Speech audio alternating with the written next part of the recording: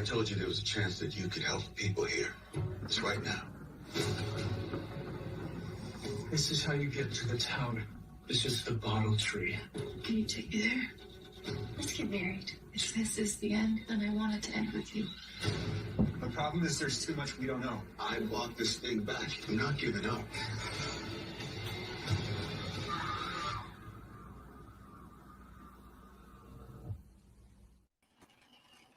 And there we have it, folks. The finale of season 2 of From is here, and boy, did this episode throw quite a lot at us. I'm still digesting this whole episode. I'm still finding stuff that I missed. Was quite a good one, I'd say. There was some things that I really, really enjoyed.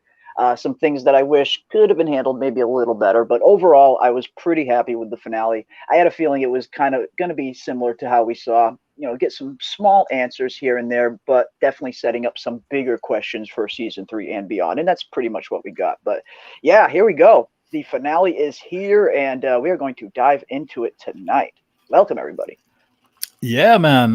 Yeah, I'm kind of the same mind. I was, I said right after the episode, and people were a little restless, and I was like, now if that was the series finale, I would have been really, really mad. As a season finale, it was like, oh man, we have to be, put a positive spin on things, but I don't know. There's a lot of good things. So I was satisfied overall. It would have been nice to get a few more answers, but I was satisfied, I guess I could say. But I was more satisfied than dissatisfied, I guess I could say. Yeah, I just thought putting the nightmare, like the new existential threat, the big bad of the nightmare, whatever, to sleep immediately, within a 2-episode span was just like, oh, okay. Well, all right. Well, I don't think we've seen the end of that, actually. I don't think we've seen the end of that entity in particular, the one and that was one thing that was revealed in this episode. It seems like the worms themselves weren't really worms at all. It was almost like they were some kind of vessel for this entity that Boyd ended up freeing. And we hear Sarah say how it's laughing at you, for bringing it back to town, mocking Boyd. It got excited when it touched Kenny's arm. I get the feeling that particular entity isn't gone entirely. I have a feeling we will be seeing more of that in season 3. Yeah, but that's just my guess. Yeah, those sequences were pretty interesting. I mean, all the stuff that Sarah was saying, and I mean, she's trying to relate it or basically relay it from whatever spirit or being that was telling her this stuff into a, and none of it made sense. Boyd just was confused. It was really strange, but. Yeah, I mean, yeah, you're right. There were definitely some high points and good stuff in this episode. I'm not completely negative on it for sure, because some of it. And that's cool if you are. Same thing to anybody in the chat. If you didn't like the finale, that is totally cool. All opinions are welcome here for sure. Yeah, but I mean, there were definitely some high points. Freaking Reggie acting up. Reggie having his little breakdown, which I don't know. As soon as we saw Ellis coming up to Reggie, the first scene that we see Reggie sitting in the front lawn there, and Ellis just comes up to him, and you can just see he's got that 1,000-yard stare look on his face. You can tell this guy is just one step away from really snapping. And yeah, that's exactly what happened, especially when he looks at Ellis and he's like, yeah, you're right. It was nobody's fault. It's like, okay, something bad is going to happen with this dude. And sure as shit, it did. Oh, man. Yeah. But yeah. Sorry, go ahead. Yeah. No, I was just going to say, yeah, man. I think I'm a little more negative than both of you, but probably more hopeful. It kind of gave what I expected, maybe a little bit more, actually.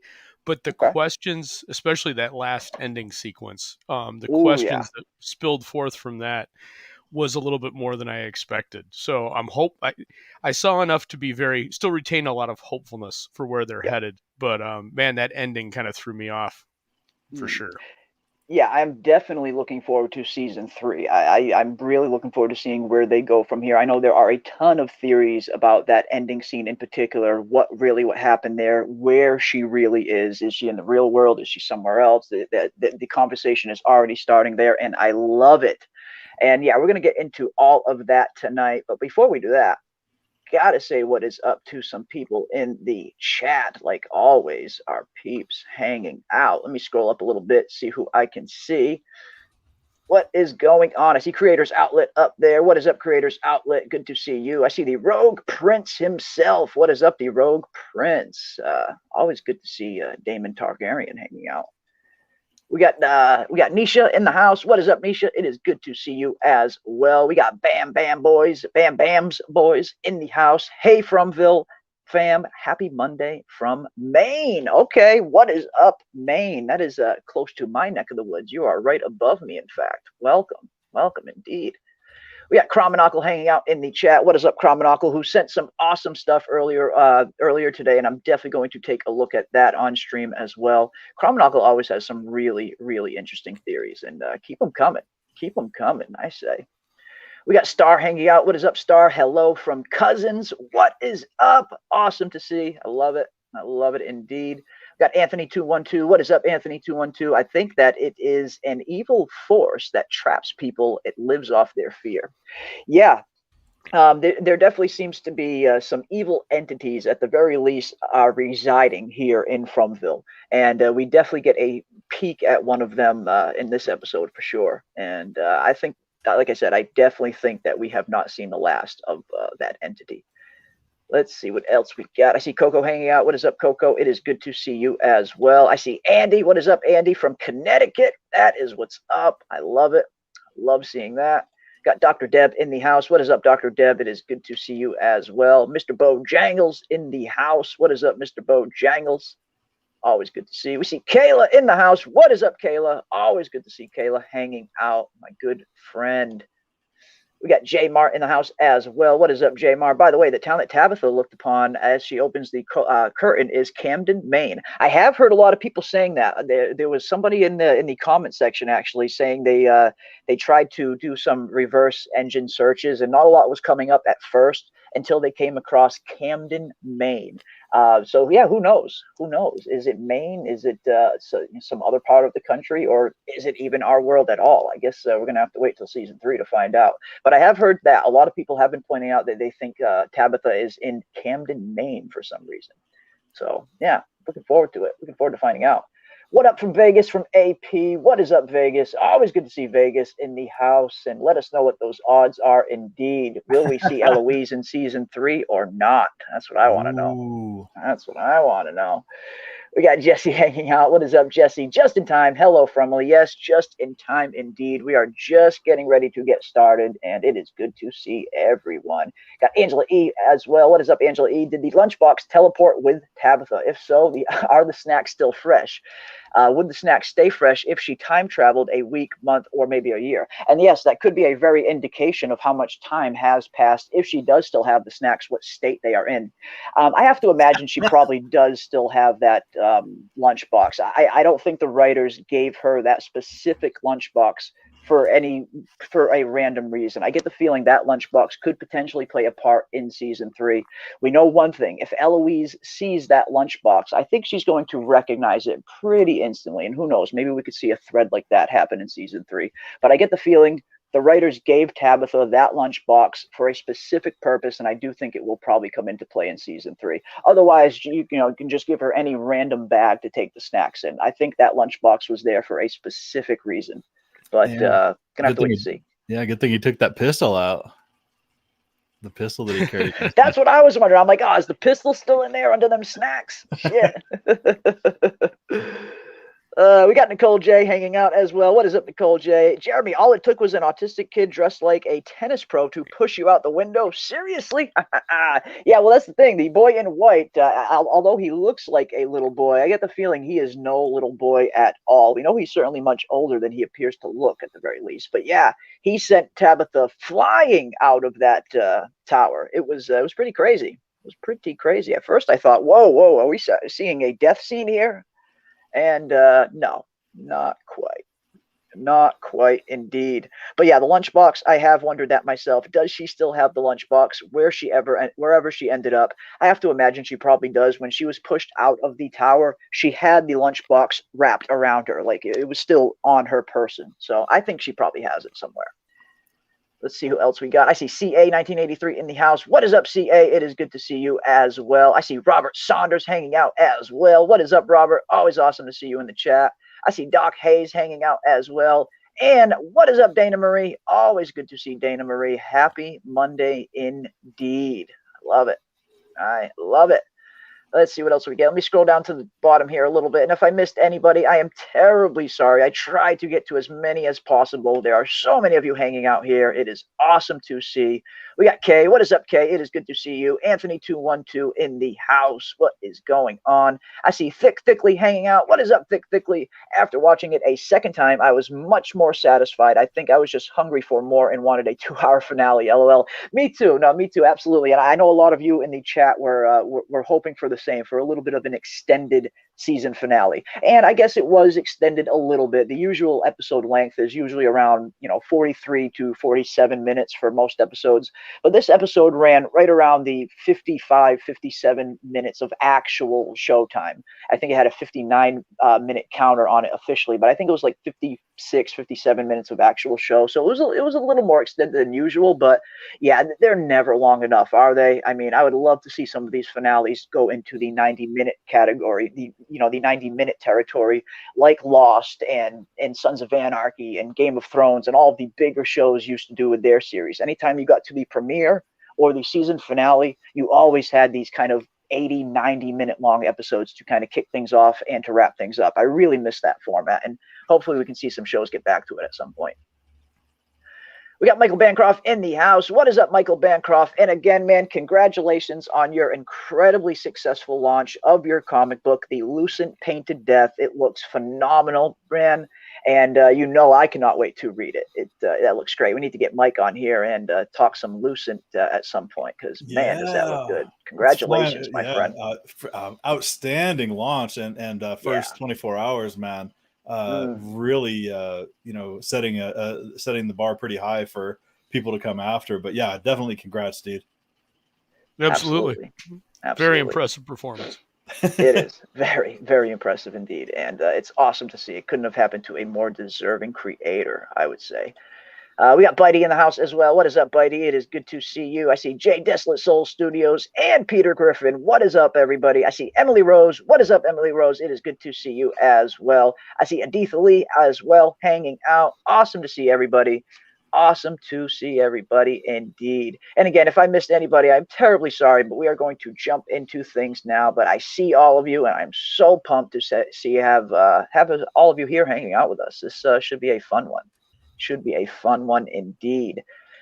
Now, let me pull this up and let's dive into this, shall we? And we can see what we can see, talk about the episode, and I guess we can try to solve the mystery of what is going on here collectively together.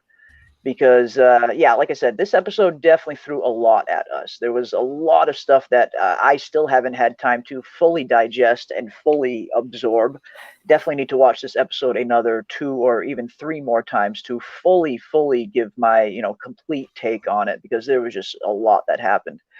But, of course, the episode starts off. We see Boyd and pretty much the whole town is pretty much kind of preparing for the end. It almost seems, it's very grim in town, and even the episode synopsis stated that the town prepares for the end. So it seems like a lot of, almost the whole town folks, almost the whole town's population is pretty much preparing for something awful to happen. And I guess it's just a race against the clock in this one to kind of save the 3 characters that are in peril. And I love how we see, we see Randall is still out there in the woods in his kind of catatonic state. And that was a really funny scene. What was it? Dale, the banter of Dale. He's like, why are we out here looking for this guy? Randall's an asshole. Yeah, and that's all. You're an asshole too, but I wouldn't leave you out there to die. Yeah, that's hilarious. It was good. That was good. But yeah, it seemed to be, and I thought a lot of us knew that was going to be the theme of this finale, seeing if they can save these 3 characters in time before whatever is, infecting them overcomes them completely, which we learn a little bit more about later on as well. But yeah, we got Randall, Mari, and Julie laid up in this kind of catatonic state, and at this point, characters need to find a way to try and save them. And that's when Boyd gets the bright idea to go to Sarah and see if he can use Sarah in some type of way to maybe communicate with whatever Sarah is in communication with to try and get some type of answer. So I thought it was a pretty smart idea. Like, take Sarah out to where he first encountered Martin, and let's just see if she ends up getting any kind of messages. And she sure as shit does. Man, super acting by Avery Conrad as Sarah here, man. Just, I was like, wow, what's going on? And here she is trying to relate what she's being like shown and or told by the entity that's in charge of all this stuff. And she had choice words for everybody during this sequence. I thought it was super cool. I don't know if you want to go into it farther, but like she said, absolutely. She was like, Boyd she's like, he's laughing at you, or they're laughing at you. It's laughing at you. It got excited when it touched your arm to Kenny. And so, and when Kenny like grabbed his arm immediately when she said that, it was just like, so like, oh shit. Cause we weren't always sure. I mean, I was thinking for a second, it was still addressing Boyd, when he relating to the transfer to the transfer of the worms. But talking about it got excited when it touched your arm, and Kenny immediately went to him. So it's like that thing has its tentacles in everybody's business in that town. So boy, she did good though in this section. And Boyd was utterly clueless too. He's like, you're telling me all this stuff, but none of it leads to an answer. What? Yeah, it's like, how do I stop it? Right. Yeah, how do I stop this? And that's the thing. All we hear, and it's weird because Sarah starts to get some type of message from either the entity or some other spirits, pretty much telling her everything what is going on. That Randall, Julie, and Mari are dying. They are going to die, and once they die, it's too late. You get the sense that once whatever happened to Mari, Randall, and Julie, whatever was done happening to them happened, this entity wins. Apparently that was the kind of gist that they were kind of portraying, that once they die, it's too late to stop whatever's coming. And it seems, at least at first glance, it seems like these worms weren't really a infection at all. Like, these worms seem to be some sort of vessel for this entity, and we hear the entity kind of say as much, that thanks to Boyd came along and freed this thing and brought it back to town. That's why it was laughing at Boyd. So I definitely get the feeling this entity is not gone. I do have a feeling we are going to see a lot more of this entity. But what was the entity's end game? What was the goal in all of this?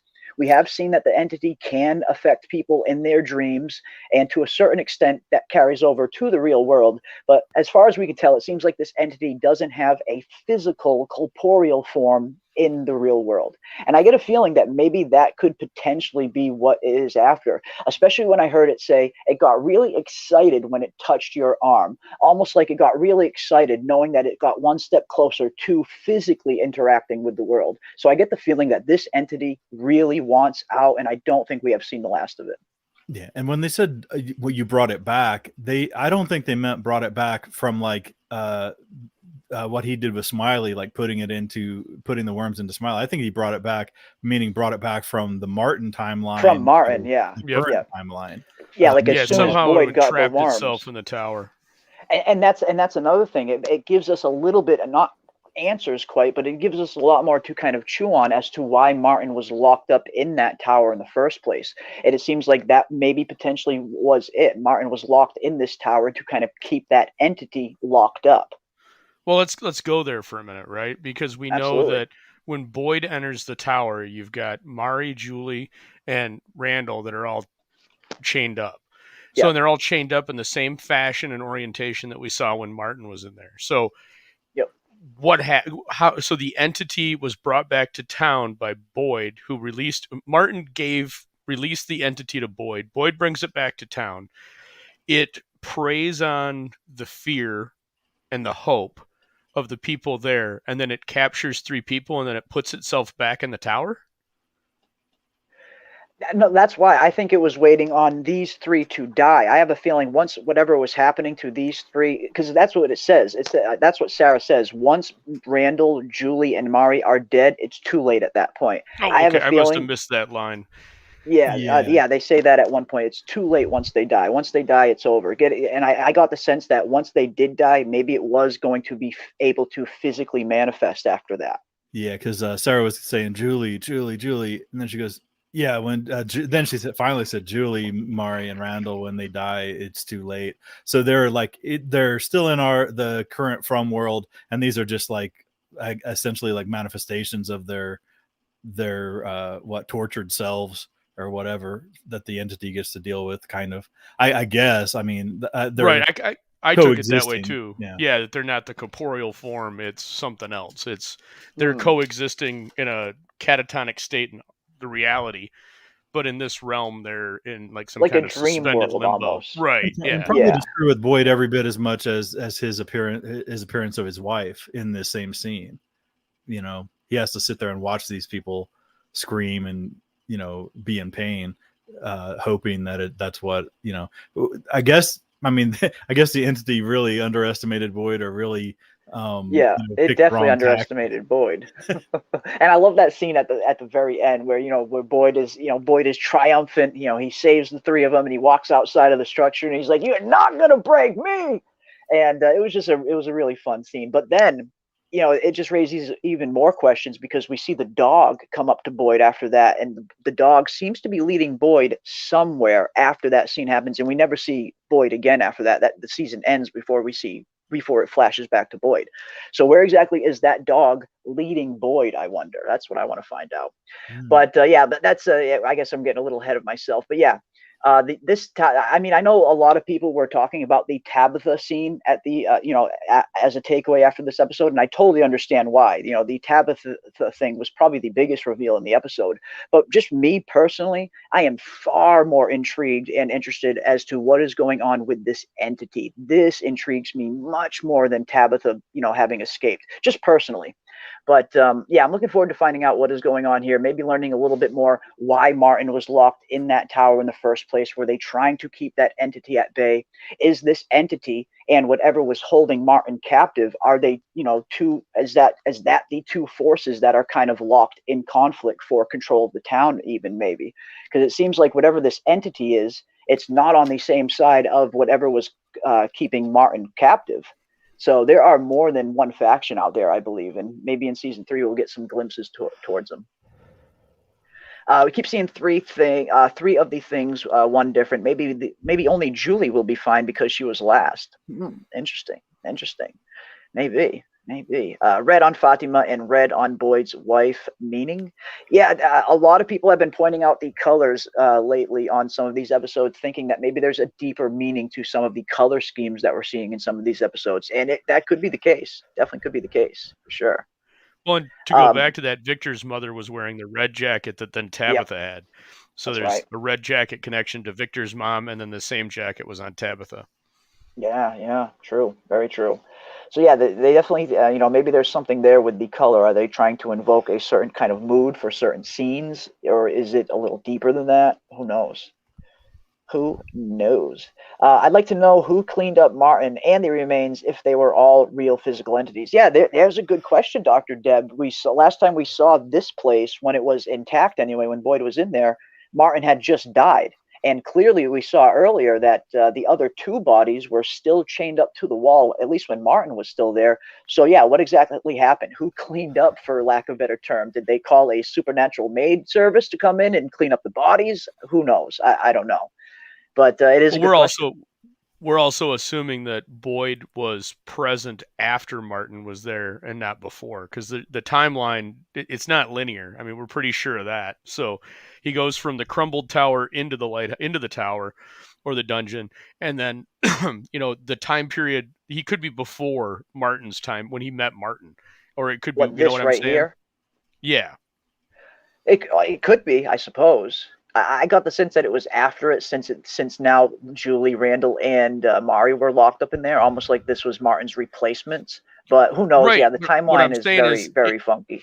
If it's a loop, right? So it starts when the three people show up, and it ends when the last one dies, and then it starts over again with the next three people. Right. Yeah, it could be. It just resets completely, and so you're Even though you're in the same place, it's not the same relative time. Not the same time specifically. Yeah, no, that definitely could be the case.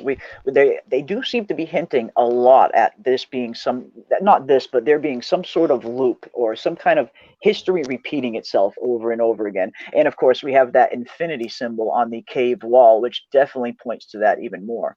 So yeah, there's a lot of weird stuff going on. A lot of weird stuff going on. Let's see what else we got on the show. Where colors matter, Fatima wears red on her wedding day. Yes, she does. Yeah, maybe the colors are trying to tell us something deeper. I wonder if Tabitha would remember after entering from again. I could see her forgetting. Yeah, that's the thing. We have seen people kind of repress really important memories. Hell, Victor suppressed the fact that he even had a sister for decades, it seemed like.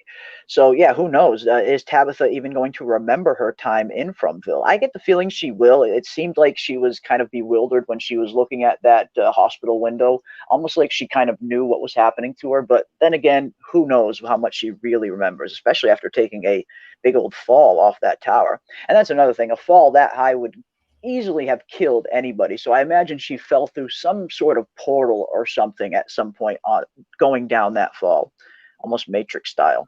Or Abby was right. Oh yeah, or Abby was right. You need to die to escape. Who knows? Who knows? That's a possibility too, as well. And that's another thing. You know, we still have no idea overall what is really going on with the show. And that was, like I said, I wasn't expecting many big answers in this finale, but I was expecting maybe just a little bit more of explanation on certain things. But then again, this still is only the second season. It's still pretty early. I do imagine, though, once we do get to season 3, they are going to have to start to answer some of these things a little bit more. They can't just keep stringing along mystery after mystery after mystery indefinitely. At some point, they have to start answering some of these things. And I get a feeling season 3 and beyond will start to get some of those answers.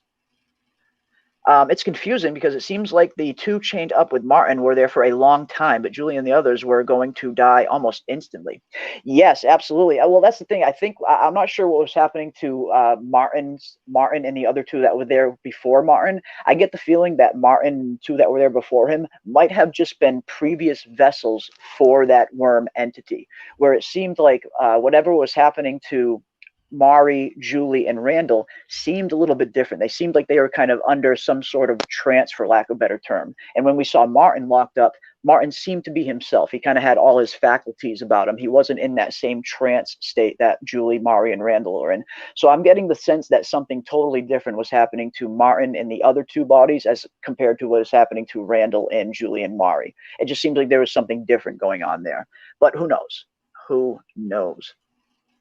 I think it's a loop, and that's why the bracelet, Victor's mom had, and Tabitha / Jim has. I think they've been and come back on different timelines. Yeah, I mean, at some point, that's another thing they are going to have to answer. We see in season 1, Tabitha finds this bracelet in the storage room, a bracelet that should, by all intents and purposes, not be there at all. And then, yes, in season 2, we see what looks to be the exact same bracelet on Victor's mother's wrist. So what exactly is going on there? These are the kind of little things that they are going to have to start to answer from season 3 on. And I get the sense they probably will. But yeah, I have no clue personally. How exactly did that happen? How did that bracelet get there, and why? Just another question. Just another question. Snuggie chose family over chat. Jeez, get your priorities straight, says Nicole J. And yes, shout out to our boy Snuggie. He is off with family tonight, but he will be back later on this week, and he will be giving his thoughts on the finale as well, I am sure. Mm-hmm. I am sure. Boyd's wife, Abby, was probably afraid of the spiders, like Sarah said about the fears.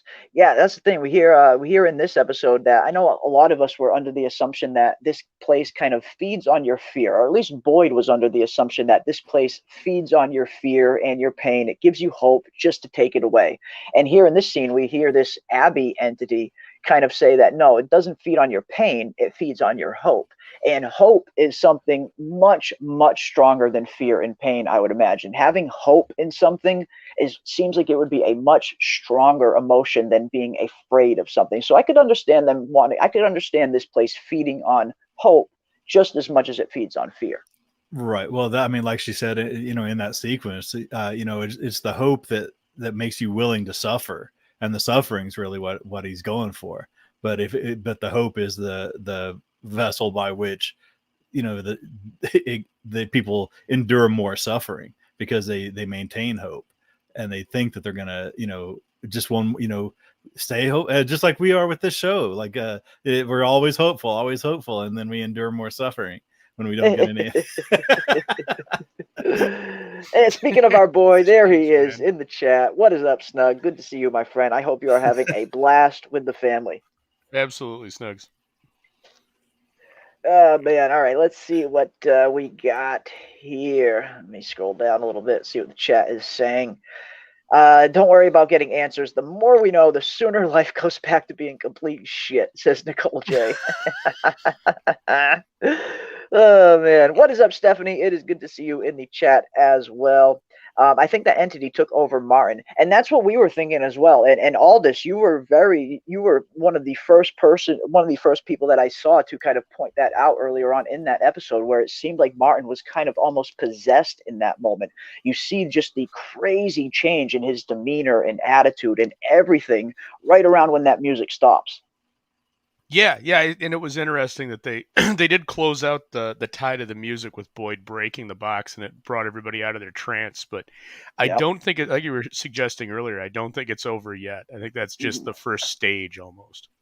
Yeah, I think they might have thwarted this entity's, attempts to, manifest into the real world here. But yeah, I don't think they have defeated this entity entirely by any means. I think it's still going to be lingering somewhere. But yeah, I definitely looks like Martin was possessed by something, or at the very least, the worms were some sort of vessel or some sort of prison that was keeping this entity inside Martin until Boyd comes along and sets it free. So yeah, I definitely get that sense as well, Kay. It seemed like Martin was kind of being possessed by something at one point. And if you do go back and watch that episode, pay very close attention to right around when you get to the point where right around when the music is just about to stop, you see Martin, just his whole demeanor completely changes. Earlier in the episode before then, he's kind of happy-go-lucky. He's telling Boyd he's got a kind face. He's telling Boyd where he lives, and I'm an ex-Marine, yada, yada. That was the real Martin, I get the feeling.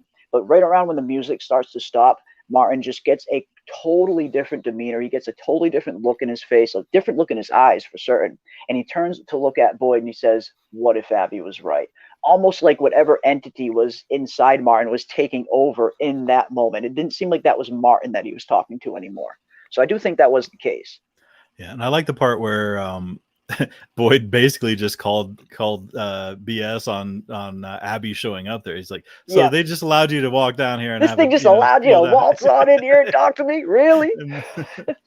So I think the entity was losing its grip on Boyd right from the jump, because he was starting to put two and two together in that world where nothing really makes sense.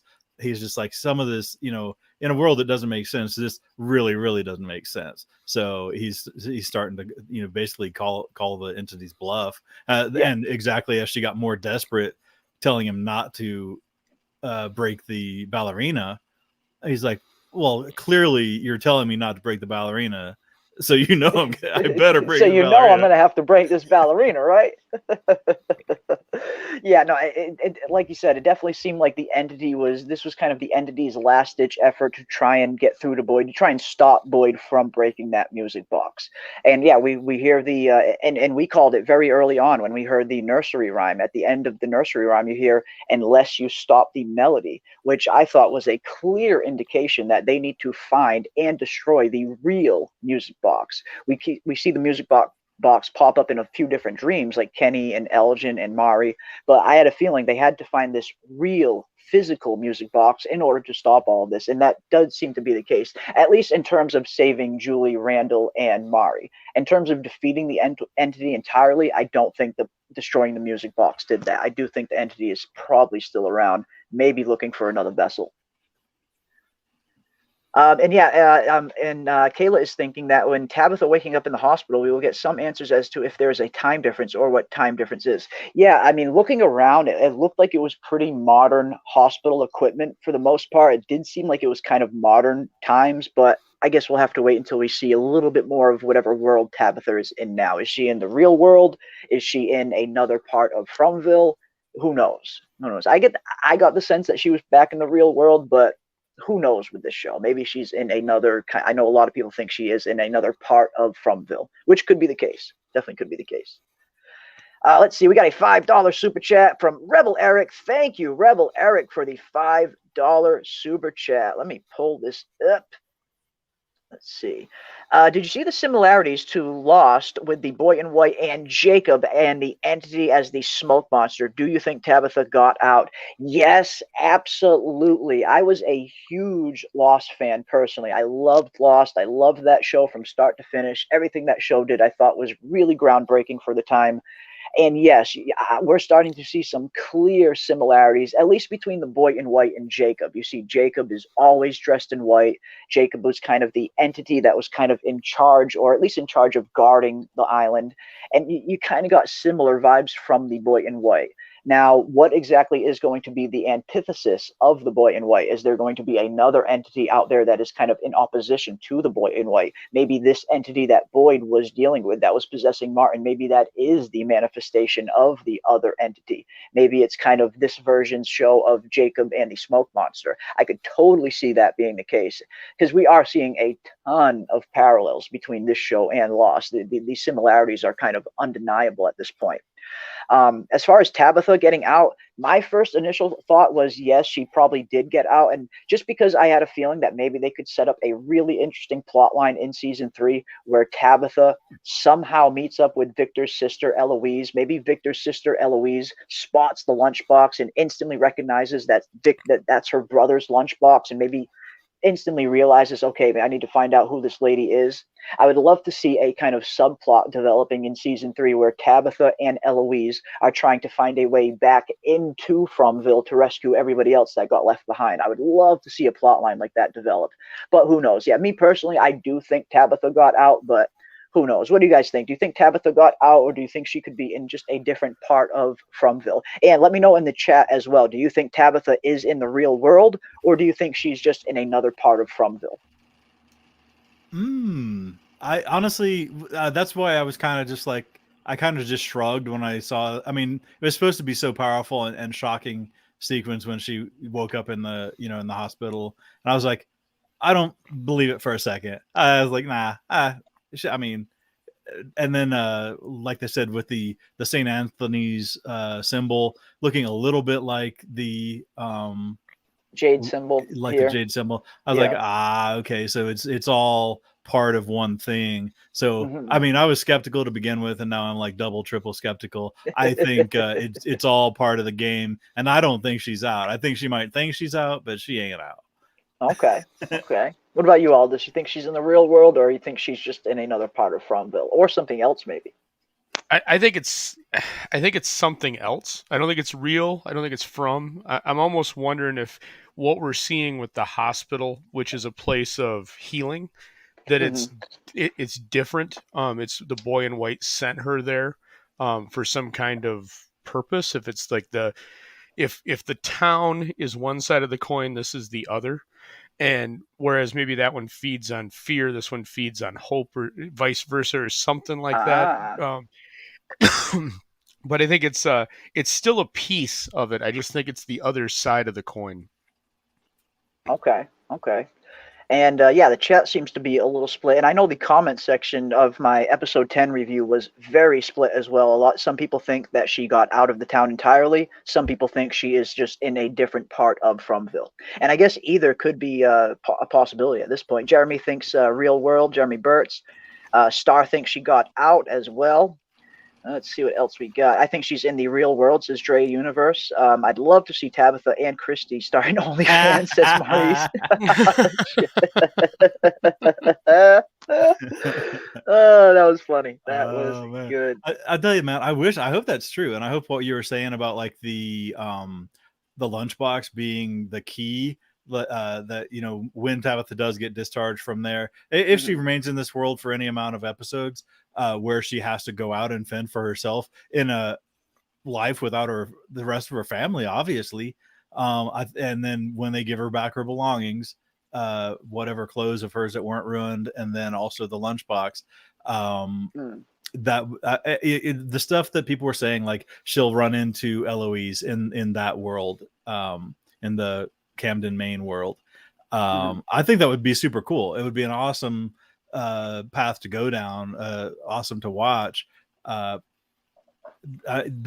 one I'll definitely take the wait and see position, because I think it would be super cool. So everybody who's saying that she's in the real world, it definitely has potential to be an awesome story if that's the case. So I hope you're right. Right now I don't believe it. I just don't believe anything. But also, I mean, I was even back earlier in the episodes, I was reluctant to make predictions and stuff, because I'm more content just to follow along with the story rather than trying to predict. And every time I predicted, it was pretty much wrong, because I was predicting based on what they were showing us on one particular episode. And then a lot of that was immediately dispelled right at right with the next episode. So, and just like the bile, I mean, we were insistent that the bile still had a role to play in the season. Yeah, and it was like one, the bile was a and big done old too. bust. Big old bust. Thanks, bile bullets. Yeah, no, it is one of those shows where you do just kind of want to wait till you get more information, because there is just so much we still don't know at this point. I mean, we're 2 seasons in and we still have no idea what is going on with the show. And I do love the mystery aspect of it, don't get me wrong. But yeah, season 3 definitely needs to be a little heavier on some of the answers than this season was, for sure. They're going to find Tabby's body in Fromville. Now, yeah, there's something. Imagine if Tabitha's body is just sitting there at the bottom of that tower still. That would be a pretty interesting way to start season 3 off. Absolutely, Jeremy. That's also what I am anticipating. Tabitha and Eloise working together to rescue the others. I would love to see that. Personally, I would really love to see that storyline. We see everybody stuck in the town of Fromville, but then we have this other subplot going on at the same time of people actually trying to find their way into Fromville again. It could be pretty interesting. The lunchbox tells me she got out. Okay, we got another vote for got out. We got another super chat in the house. What is up, David P? Thank you so much for the $4.99. And Lost, Eloise was that one that had to help them find a way back to the island. Yes, it was. That was the exact same name. Eloise was the name of the old lady there that kind of helps them get back to the island, or at least tells them what circumstances they need to recreate so they can find the island again. And it turns out that Eloise ended up being Daniel Faraday's mother the whole time. So there was just tons of connections there. But yeah, good call, David P. That is right. Indeed. She's in the faraway tree, says Unit. I think Tabitha is not in the real world, says Carrie. I think she got out, and I'm with you on the Victor sister thing, Jeremy. I really hope that's the case. I know it's a long shot, but that was just one of the first things that came to mind for me personally. And I did say earlier on, it would be pretty interesting if at some point in this series, maybe one or a very small group of characters escapes. And for the rest of the time, they're trying to find their way back into Fromville to rescue everybody else. So I could see that being Tabitha's role going forward. Or who knows, maybe she is just in another part of Fromville somewhere. I think both are equally possible. Yeah, Monster Chris was saying the actor that plays Jim was in another show called Once Upon a Time. And in that show, his character came to our realm through a tree in an enchanted forest. Long story short, Tabby crossed realms. So, yeah, man. Yes, Once Upon a Time, I watched, I remember that show as well, and yeah, he was in it. Once Upon a Time was it was a very trippy show. It was kind of loosely based on a lot of Disney-themed, stories. It was a pretty good watch, I thought, for sure. Okay. He was actually just recently in the actor Eon Bailey, who plays Jim. He was actually recently in the Stephen King's iteration of The Stand that recently came out last year. He was only in it for a few episodes, but I remember seeing him playing one of the security guards that gets killed. I don't think she's out, says J. Mark. I think Tabitha is in a coma now, like a trap. The tower is a trap. Ooh, okay. I think she's in another part. Just based on the faraway trees. Yeah, that could be the case. She is out. She knows she's out, which is why she didn't ask where her husband and kids are. Yeah, that is true. I mean, the first thing she does when she gets up, you would think she'd say, where's my family? But maybe she kind of just knows she's already out in the real world. I definitely get the sense Tabitha thinks she's back in the real world. Whether she is or not remains to be seen. But I get the feeling Tabitha definitely probably thinks she's back in the real world now, and she probably thinks she left her family back in Fromville. Boyd is back on the island, says Unicorn. Yes, he is. And that was interesting about Harold Perrineau's character on Lost. Harold Perrineau's character on Lost ended up dying on the island, and he became one of those kind of disembodied voices that ends up being trapped on the island for the rest of the for all eternity, basically.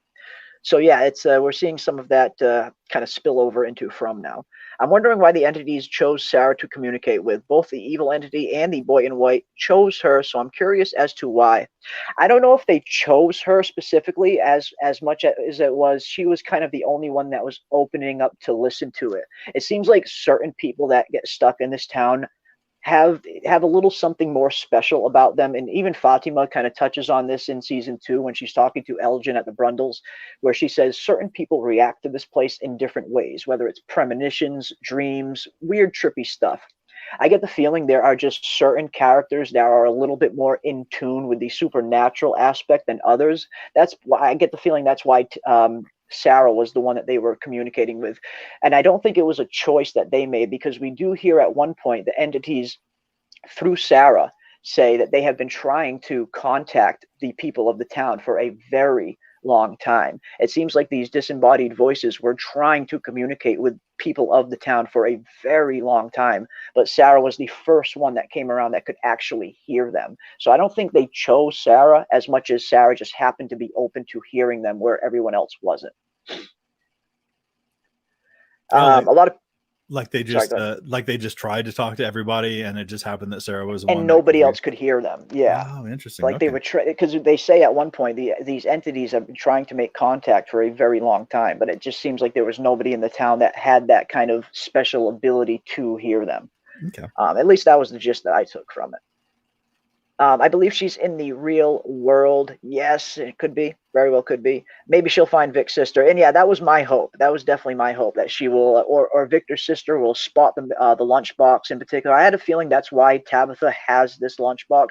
I don't think that the writers gave Tabitha this lunchbox for any old reason. If Victor just wanted to give her a bag with snacks in it, they could have put it in any old bag. But they specifically give her this lunchbox that belongs to Victor, and I do have a feeling it will come into play in season 3, and I would love to see, maybe Eloise could see that lunchbox and immediately identify that, oh, that belonged to Victor. But who knows? I think she's in another dimension. She is in the same creepy town, but it's like a box within a box. And this town is just another version of the same town, except more normal and better. Okay, now there's an interesting thought. That's a good one. Yeah, that's a very, very good one. I like that. Yeah, almost like a world within a world type thing. And we have been seeing there are kind of worlds within worlds, or at least dreamscapes within the real world. We see the structure that Martin appears in at one place. It almost seems like it's a dream realm stuck within the real realm.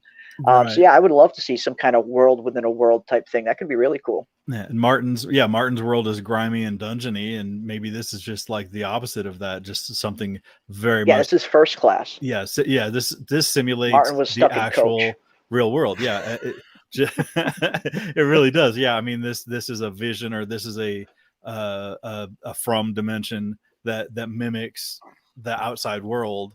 Right. Yeah, that's because she's still elevated. She's still looking out a window. Yeah. Yeah. I dig it. Yeah. Yeah, similar to Julie looking out of the window in Colony House at the beginning. Right. And yeah, I know a lot of people were pointing out the reflection of Tabitha there. They were thinking that this doesn't really look like Tabitha in the reflection. It kind of looks like someone with blonde hair. And I do see the blonde and reddish type silhouette there, but I kind of got the sense that was probably just the sun hitting Tabitha's hair, making it seem like it was blonde. I do think this is Tabitha, but a lot of people thought that this could be someone else's reflection, and it definitely could be. I mean, it's pretty vague. You don't get a clear look at it. This is the clearest look I could get of it. And yeah, I mean, I get the sense that it was probably just Tabitha and the sun was hitting her hair, making it look blonde. But although maybe this is someone else entirely, I saw a lot of people were debating that, going back and forth. What do you guys think? Do you think this is Tabitha's reflection, or is this something else? For me on the Zoom, I thought it was absolutely Tabitha. I thought I thought adding something to the reflection would just be too much for the show to do. For what possible purpose, would they do to change it? I really do think it was just the reflection, the way the lighting crew has sunlight simulated. I 100% think that's Tabitha. But as always, we're open to other other people's opinions. But absolutely. All the all opinions are welcome for sure. I'm just not seeing it though. Yeah, I kind of thought it was Tabitha personally. I don't think there's anything more there. But then again, I've been wrong in the past, so who knows? I think people are starting to go crazy, and that's what this show does to you, Mr. Bojangles. And I feel like I'm going crazy half the time myself, kind of sitting here and trying to dissect every little frame, bit by bit. That's what this kind of show does to you. It gets you right down into that rabbit hole, as it were. And it's fun as long as you do it in a healthy manner. You don't want this thing to kind of consume your every waking moment, but it is fun to kind of dive into that rabbit hole every once in a while. Because, yeah, this show definitely makes you go crazy, for sure. I feel as though it's Tabby's sunny reflection. That was kind of the gist that I was getting. Yeah, like I said, I could be wrong, but it just seems like it is the sun reflection. What Tabby had there was a green screen. Haha, they lied to her. Yeah, it's just one big green screen in front of her. Let's see what else we got. That's Tabitha reflection. It's just lighting emphasis on her blonde highlights. I think so. Yeah, I think that's the case. It just seems like it's the sun hitting her hair in just the right angle, making it seem like it could be a blonde woman there. But yeah, I think it's Tabitha for sure. It's Tabitha, just a reflection. Yeah, a lot of people seem to think it is Tabitha as well. Awesome stuff. They put that reflection there for a reason. Yeah, maybe they did. Yeah, maybe the reflection is there for a specific reason. It could be. It definitely could be. That's the thing. A lot of the stuff in the show that we might think is kind of just dressing might end up having a deeper meaning later on, like stuff like this reflection. Who knows? And I know a lot of people are pointing out the symbol on the hospital monitor, which looks kind of similar to Jade's symbol that Jade has been plagued with. We see this symbol here on the monitor, and it's kind of got a similar vibe to it than the symbol that Jade has been seeing. It's not exactly alike, but it's kind of similar. I could totally understand people thinking there's a connection there. What do you guys think? You think there could be anything to this? You think this is just the show screwing with us, or is this there for a reason? I think it's just the show screwing with us, honestly. I don't.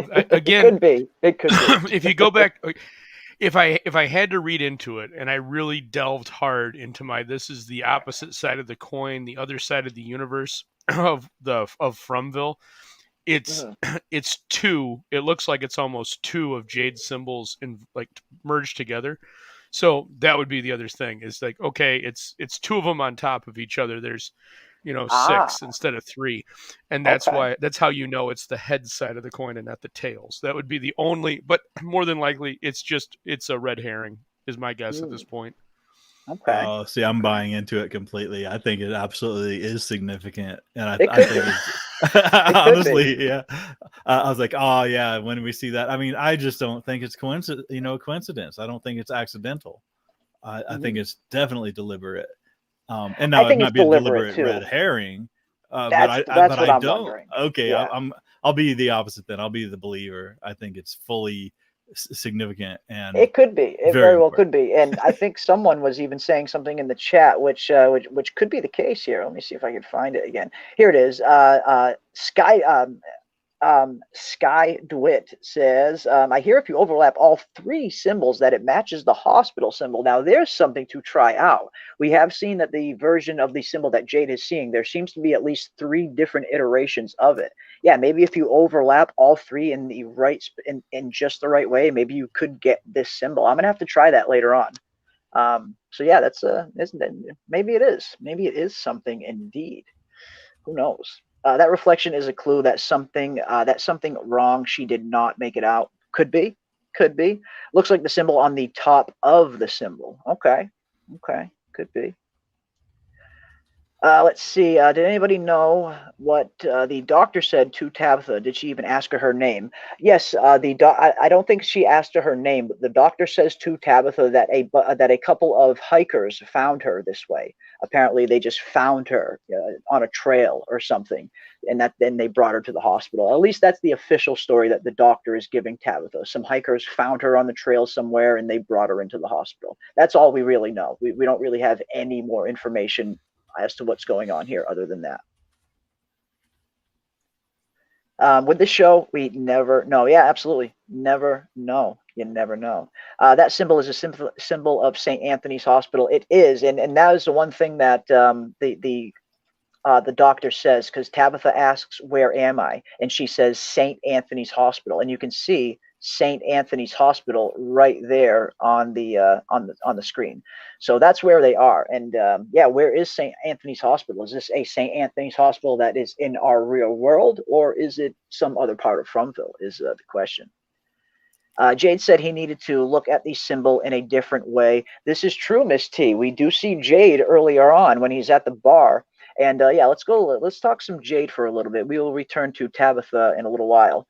Yeah. But yeah, let's talk some Jade, because there was some interesting stuff going on in this episode with Jade's character as well. And of course, we got the return of everybody's favorite bartender, good old Tom. And I just love the banter between Tom and Jade. I really would love to see more of that. I hope Tom is a recurring theme that we see on the show a little bit more.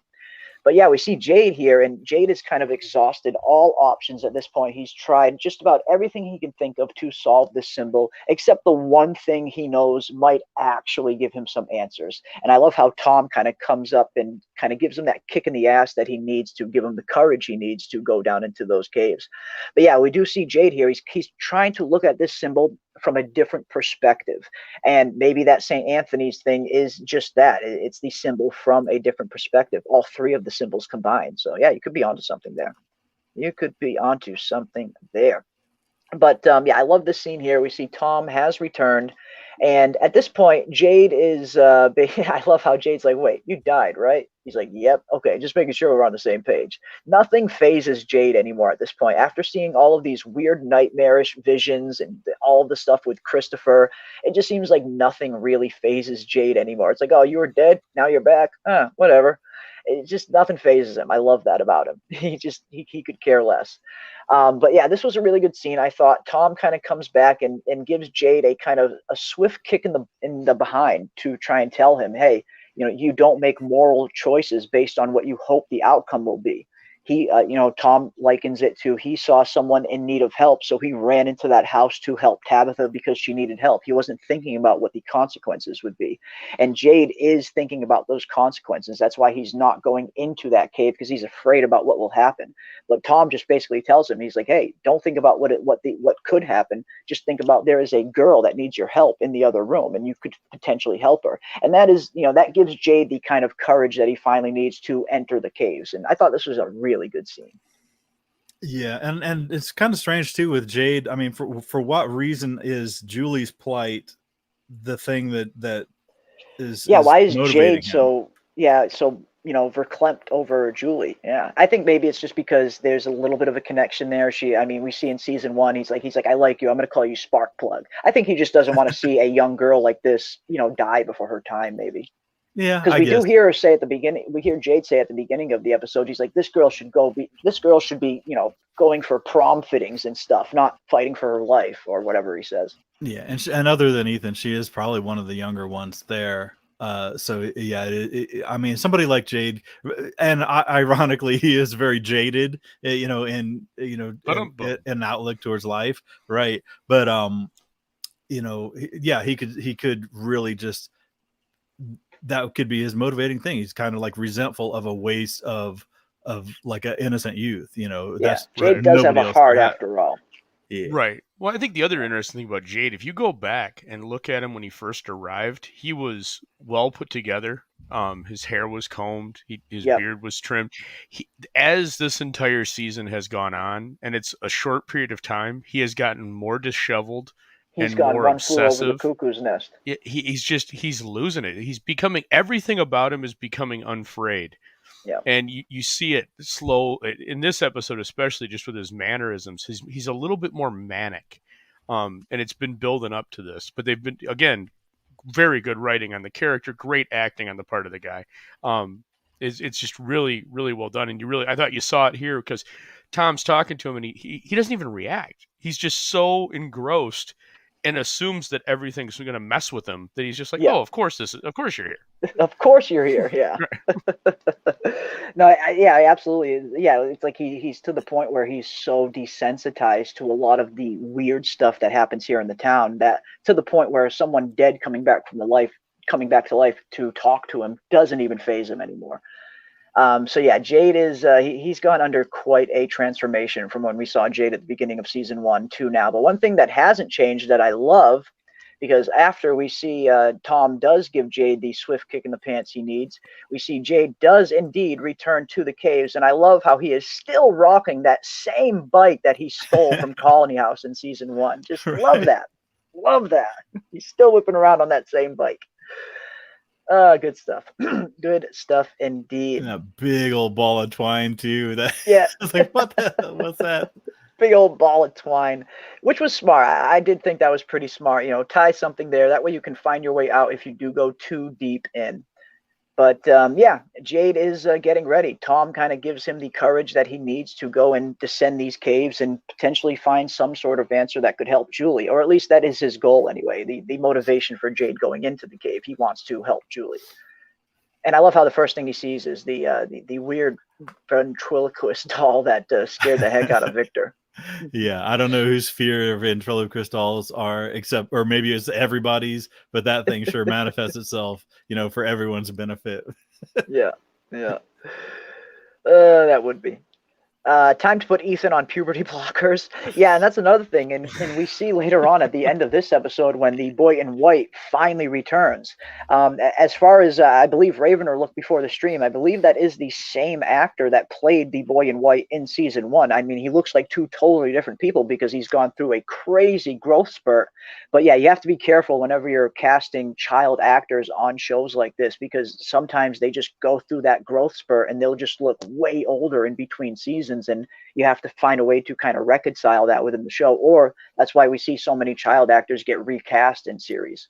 Yeah, but the boy in white looked freaking way older. Yeah, and he had such a very characteristic name. It's Vox Smith. So I was like, there aren't too many Voxes out there. Yeah, so I'm sure everyone watching this show is a mystery nerd. Absolutely, if you are a mystery nerd, this is definitely the show for you, for sure. I love Jade. Protect his character at all costs. Yeah, I know. Jade is my favorite, hands down. I love a lot of characters. I love Boyd. I love Victor. There's a lot of characters that I really, really like, but Jade's my favorite, hands down. We can't lose Jade. We cannot lose someone who produces dialogue like this. All right, ding dongs. It's almost go time. Anybody fucks this up, you spend a night in the box. Yeah, Jade, protect Jade at all costs. I 100% agree, Kay. 100% agree. Let's see. Yeah, no answers in that cave. And that was one of my things that I was a little disappointed with the cave sequence. We get some reveals, yes, but in terms of answers that are going to serve the plot, we didn't really get much from this cave reveal. Here's one of we disagree on this. When Jade's standing there, and he looks up, you get the symbol, and then the camera shows down, and you see this. All 7 children are laying on the pattern of altars around him. That's the 7. So we've got our 7 number. All the 7s we keep seeing. And then they're looking up at the symbol. So you see the symbol. So now we know the association with the symbol and the kids. But we don't know what it means. Well, not yet. But they've tied 2 things together. They've tied the kids to the symbol. Now. Yeah. So yes, I mean we learned something. But again, like we talked about, we learn something. But every time you learn something, you get 3 more. Bigger question. Yeah. 3 more questions for every answer you get. Yeah. So. Yeah, and that's why I was just a little disappointed with the sequence, because it's a reveal, yes, but it's certainly not an answer by any means. I mean, we're still left with just as many questions, if not more questions now, as to before this cave sequence happened. It was a cool sequence, don't get me wrong. I mean, I love what they did in this cave, and they practically built this cave. The cave scenes that we're seeing on this show, that is all one big practical set that they actually built. That is not green screen. So I love their use of practical effects on this show. Yeah, but yeah, I guess cool. I was just hoping for a little more in this cave scene. Yeah, the symbol roots. Kayla said they look like worms in the cave. That one set of roots looks like a brain. It looked like a brain to me. The one on the inside. Before it opens up. Yeah, I think. That thing. Kind of I was like, what is brain-esque. that? But yeah, it's just a bunch of roots and these weird configurations. Yeah. And and I know Aldous really picked up a lot more about the significance of the roots being in the shape of the symbol for the skylight, as if it were the last thing that the kids saw. But I still don't know, though. I mean, they didn't really even indicate that the kids have been sacrificed. Answers. Yeah, and that's one thing I was really hoping. I was really hoping at the very least the season 2 finale would tell us what happened to these children.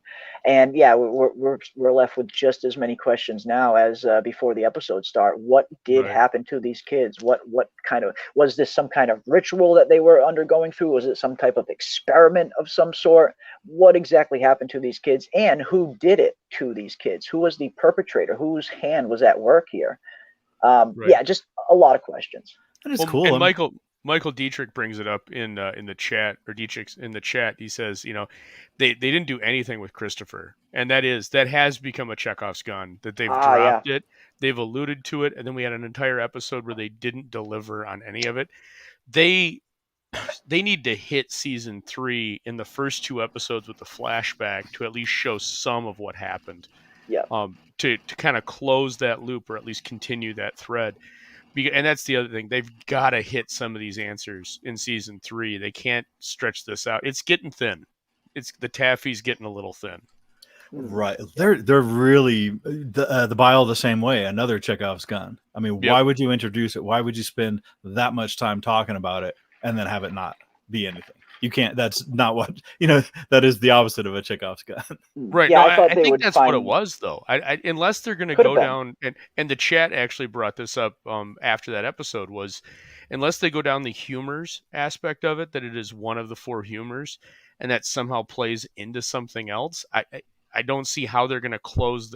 They've already put it on bullets. What else can it do? What else? What's the important part? I don't see how it ties into anything.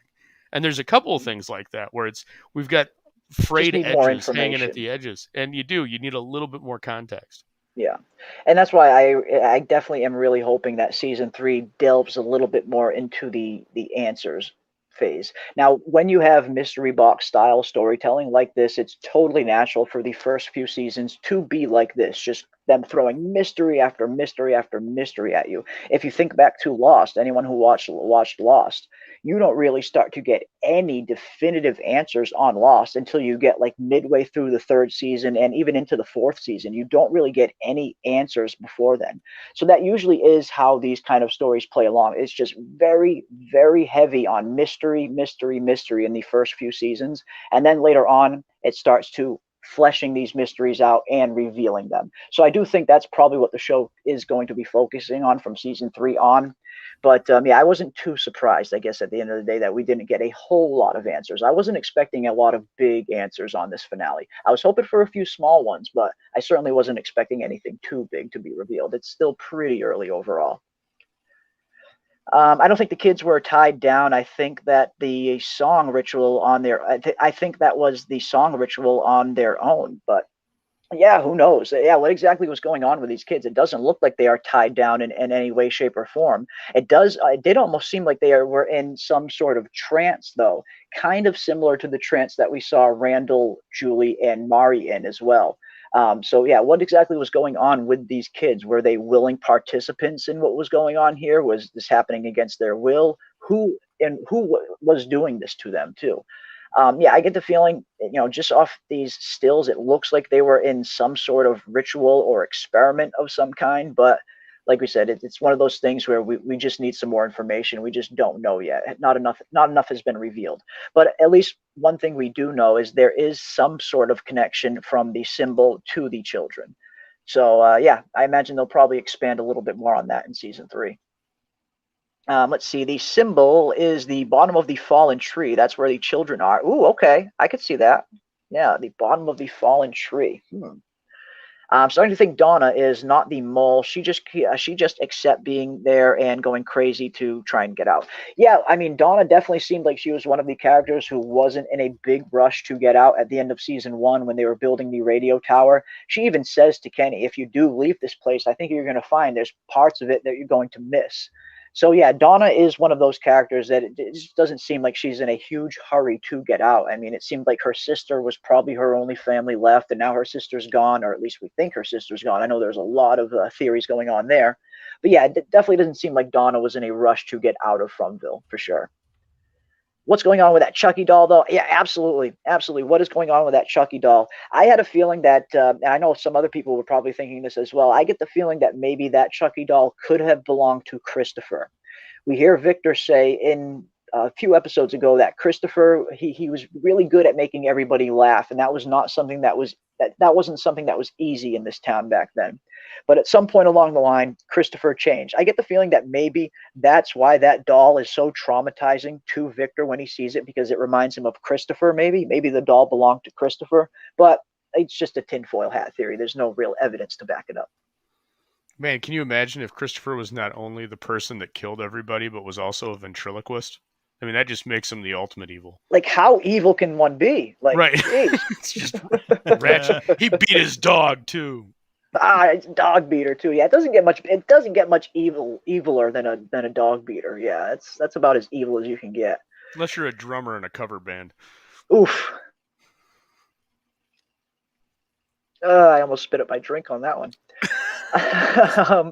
I looked up what 47 means, and it says it is a symbol about spiritual growth or a spiritual experience. Okay, so yeah, and that's what I'm saying. Yeah, we see a lot of these 4s and 7s being thrown at us all over the place. We see Tilly mentions having 4 kids and 7 grandkids. We see the 47 on the radio in episode 9 when they are in the RV. And we even see the playing cards, a 4 and a 7 on the stairs that Tabitha is walking up when she is walking up the tower. Yep.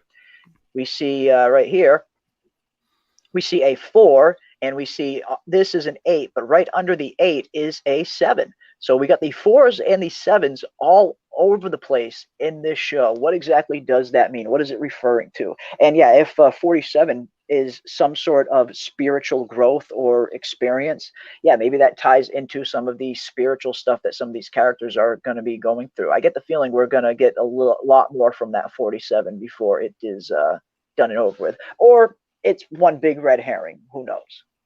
Who knows? Well, when Fanny Pack Granny was doing her seance / prayer session, there were 7 people in the circle too. Oh, okay. Okay. So the number 7 came up a lot in this episode. For sure. For sure. My birthday is in October. I'll be 47. Oh, no. Oh, geez, Maurice. You're in trouble. I am sending you good vibes, my friend. I am sending you good vibes. The hospital symbol looks like 2 parallel universes, 2 spherical surfaces colliding with each other. Ooh, okay.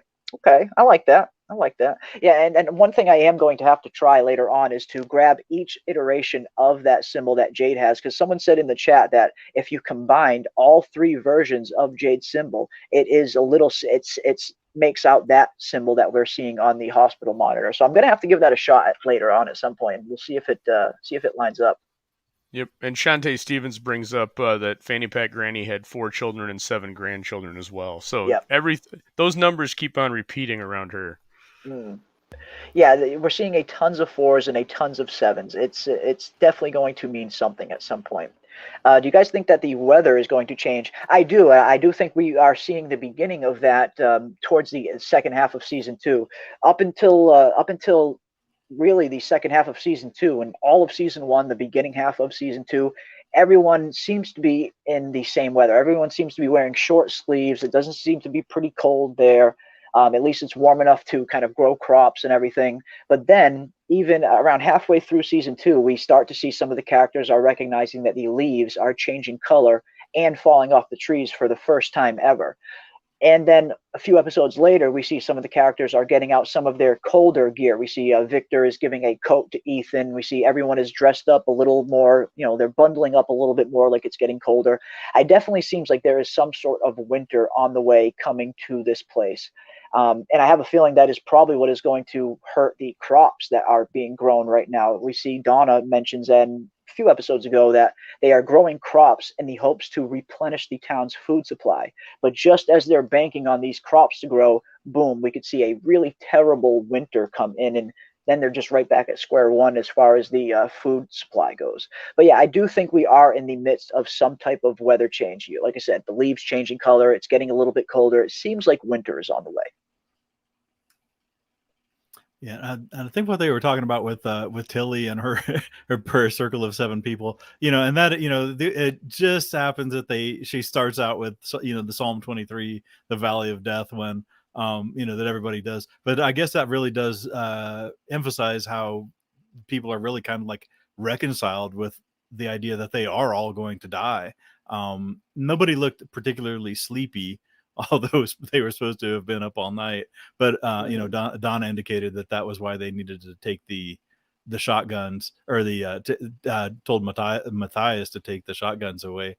But man, that's so, that I would not thrive in an environment where you couldn't sleep. I'd probably just like run off into the forest just so I could sleep. Yeah, I need my sleep. Definitely leave me alone. Even if I die, just leave me alone. Yeah, there's nothing worse than being sleep deprived. That's for sure. All right, let's see where else we are at.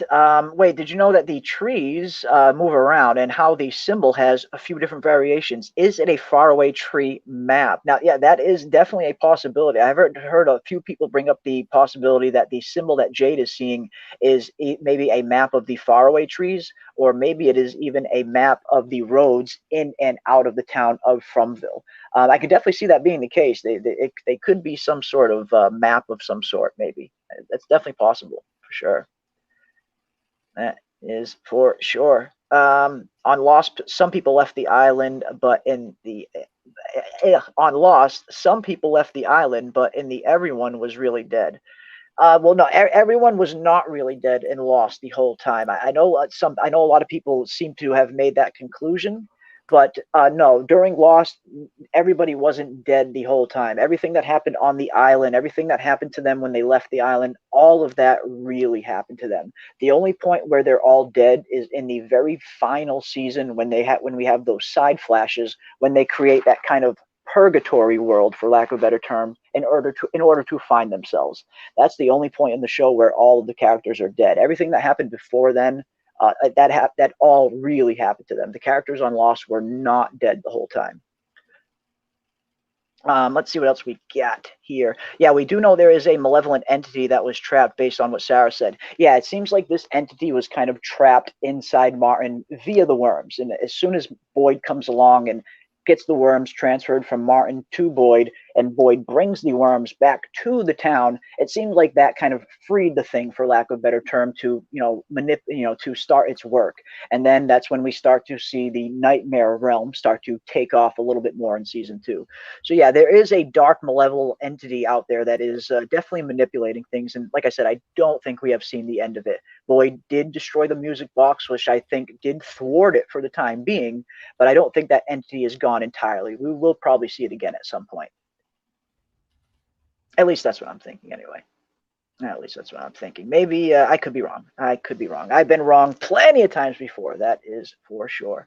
Imagine not having a talisman and smiling for a photo, says Bitey.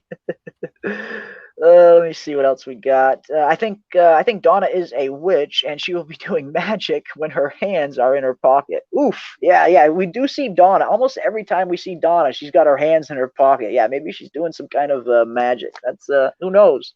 Yeah, who knows, Ty? Yeah, I always picked up. That's why I really picked up the Walking Dead vibes. I can't remember the guy's name now. The big bat, the guy with the baseball bat. Negan. Negan, yeah, the Negan vibes, kind of like the hands in the pockets, kind of the swagger that she had, but yeah, definitely not as evil as Negan outright. Not as evil But as Negan. she's At least, always up to something though. yeah, Donna, super Donna. sus.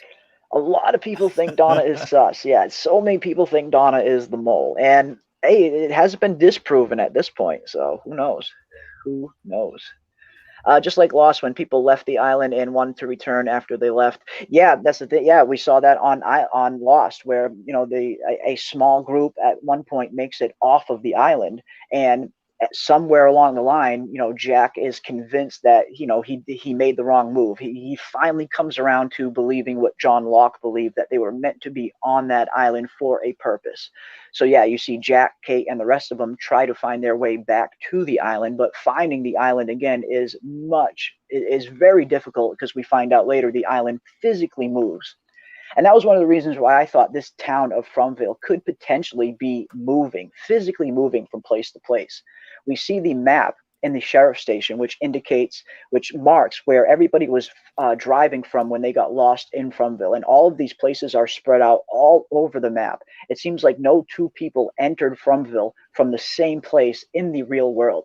That led me to believe that maybe this Fromville is physically moving from place to place, maybe. But that would be a little too Lost, I guess. I don't want to borrow too much stuff from Lost at the end of the day. I want this to be our own thing, I would imagine. Yeah, I think not too much.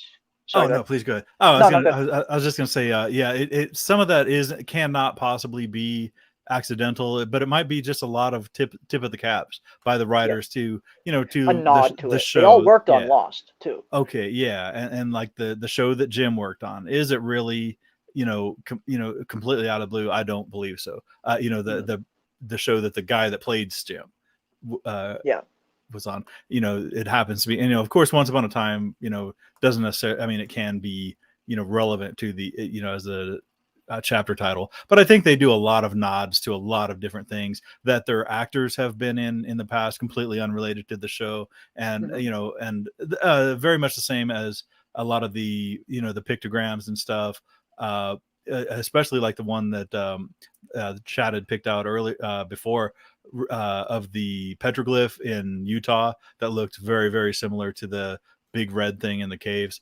So yeah, I think they do a lot of nods.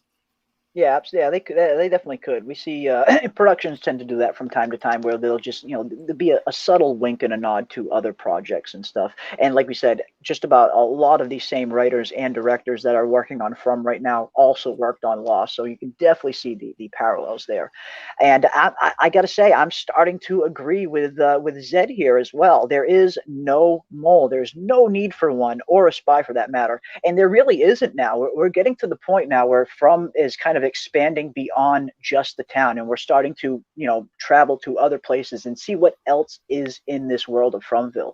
I feel like when the show was a little more contained to just the town, that would have made a mole a little bit more sense for there to be a quote unquote mole. But now that the show is kind of really moving beyond the town and we're going to other places, there is becoming a less and less of a need for there to even be a mole. So I'm starting to agree with you, Zed. I mean, there might not even be a mole, or at this point, revealing a mole might not have the same effect that it did once the story, compared to when the story was kind of self-contained just in the town.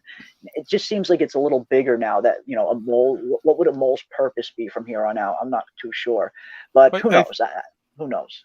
I think somebody in town is going to be revealed at some point to, if not be not who they say they are. Right. Yeah. It'll be a mole adjacent, if you will. Okay. They might just be a collaborator that's relaying information in some way, but it's going to be for some purpose. That they get extra food, or extra hooch, or extra pot, or something.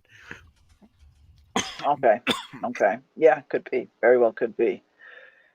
Let's see what else we got. I think the boy in white is there to help. I think that was the only way to help Tabby to leave the place. I think he pushed her into a portal. And that was kind of the sense that I first saw when we first see her, the boy in white push Tabitha off there. And I guess we can talk about that a little bit. The boy in white. Now, we've been wondering where the boy in white has been for pretty much the entirety of season 2. Where is the boy in white? Where has he gone? He was pretty prevalent in season 1, helping out our characters from time to time. And then we see in episode 9 that Elgin did see the boy in white in his dream, so we knew he wasn't gone entirely. But here we have the boy in white is back, and yes, he goes up to Tabitha and he says, "I'm sorry, this is the only way." And he pushes her out of this tower. But what does this mean? Is the boy in white good? Is he evil? Does he have a different plan all of his own? Or is he really trying to help the survivors? And we just don't really quite know it yet because we're not seeing the full picture. Could the boy in white specifically have pushed her out of that tower so Tabitha would end up back in the real world with Victor's lunchbox, in the hopes that she would find Eloise and potentially rescue everybody else? Could this be one big plan from the boy in white to rescue everybody? Or could he have something a little more sinister planned here? I'm not sure. And definitely let me know what you guys think in the comment section. Do you think the boy in white is here to help? Or do you think he's got his own motives at the end of the day? And what do you think those are? And on the panel as well, what do you guys think? Do you think the boy in white is legit? Or do you think he's got his own game he's playing? I'll jump in quick and defer to the chat on this one because I do not have any idea on what he's doing. My personal theory is that he's much like the entity that was in Martin has its own agenda. The boy in white has its own agenda, and I think again, man, I'm at the point where I think everything is just it's just polar opposites, and it's just those two opposites playing the town against each other, the other side. And it's a game for them on either side of how do they react and how do we react, and it's just the constant ebb and flow back and forth. Because when he said it's the only way and then he pushes Tabitha out, it's a move. It's like sacrificing the queen to win the chess match. He's doing something to, in the long game, help his side is kind of how I took it. But I'm looking at it from a different angle. Honestly, the whole end lighthouse and hospital sequence with Tabitha just kind of like, it was like two trains collided on all my ideas, and I'm just trying to reassemble what the hell I think at this point. Yeah, the show tends to do that to you every once in a while, doesn't it? It's hard to know at this point. We've seen the boy in white do some things that have really helped our characters in the past, and then we see, something like this. Now, was this ultimately meant to help in the long run? Did Tabitha need to go to where she's going to for everything to work out right? Is this just part of his plan? Or, is there something a little more devious going on there? It's hard to tell. He didn't look deviant, so he didn't look deviant. He may be good. No sinister vibes. Yeah, he doesn't really have those kind of sinister vibes to him at all. So, maybe he's legit. Maybe he's legit. Kayla thinks he is neutral as well. Okay. Yeah, it's tough. It is tough to know for sure. Hard to say, says Dre's Universe. Yeah, we don't know a whole lot about the boy in white yet to really definitively know. Yeah. The boy in white. Oh, okay, this is good. The boy in white thinks he's helping when he's not, because people getting out is what triggers all those massacres that happened in Fromville. Eloise got out. We saw the massacre of young Victor's timeline. Now, there's an interesting thought. The boy in white maybe think that he's helping by sending Tabitha home, but in fact, maybe he's only going to make it worse for the people that are left behind. I could see that happening. Oh, okay. Right. Hey, do you think that that line that Sarah had of "he's not a boy" was kind of like noticing that, because people weren't even sure that this was the same kid because he's growing up? Do you think that that's kind of like a fig leaf for them being able to him still be the same kid but look different as he gets older? Could be, maybe. Sarah says, I don't think he's actually a boy. And we as the audience know that he's clearly not a normal boy because he hasn't aged one bit since Victor was a child. So, it could be. It's who knows? Maybe we'll see someone else playing the boy in white at some point. Okay. It's possible. But yeah, the actor himself has definitely aged up a lot. I had to take a double take. I wasn't sure if it was even the same actor that played the boy in white in season 1 because they look so different. So yeah, it's tough with child actors. They grow up pretty fast sometimes. There's nothing really you can do. All I know is that he seemed more real this time around, even though he had rain on him in the forest. Okay. Yeah, like I said, Tabitha was clearly able to see him. We see that only certain people can see the boy in white.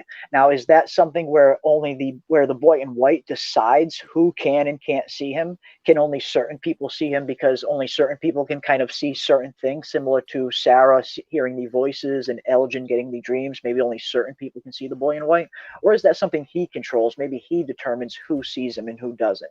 I don't know. It's hard to tell. But yeah, Tabitha could clearly see him. He was physically interacting with her. And yeah, he shoves her right out of that freaking window. No hesitation.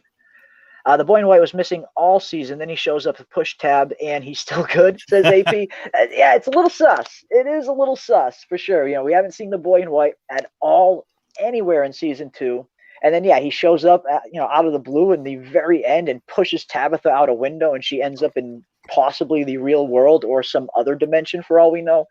It's a little sus. Let's throw a dart at that one. We haven't seen the boy in white because he's the opposite of the entity, and the Boyd brought the entity back, and as long as the entity's back, you don't see the boy. Ah, okay. Interesting. I love it reading this chat, though, man. It's like half the people are like, yes, he's absolutely good, and half the people like, he's absolutely bad. That's what's been great. Yeah, I love it. I love it, man.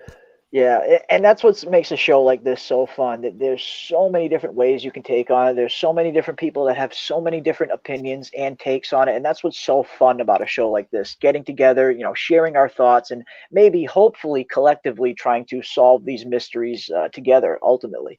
But yeah, it's always fun to see everybody's different take on these things. It's awesome stuff. Broken glass everywhere in the episode. Jade and oh yeah, it's true. There was broken glass everywhere. Jade and the broken bottles, broken glass in the tower beacon. Tabby pushed through broken glass as well. Yeah, and of course we see the bottles hanging from the tree as well. There's a lot of glass in this episode for sure. Star thinks the boy in white is legit, too legit to quit.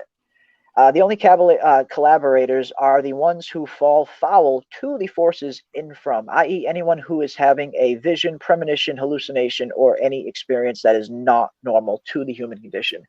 Yeah, that could be the case. I mean, is what's influencing these people, is that making them collaborators of some sort? That could be the case. That could be the case.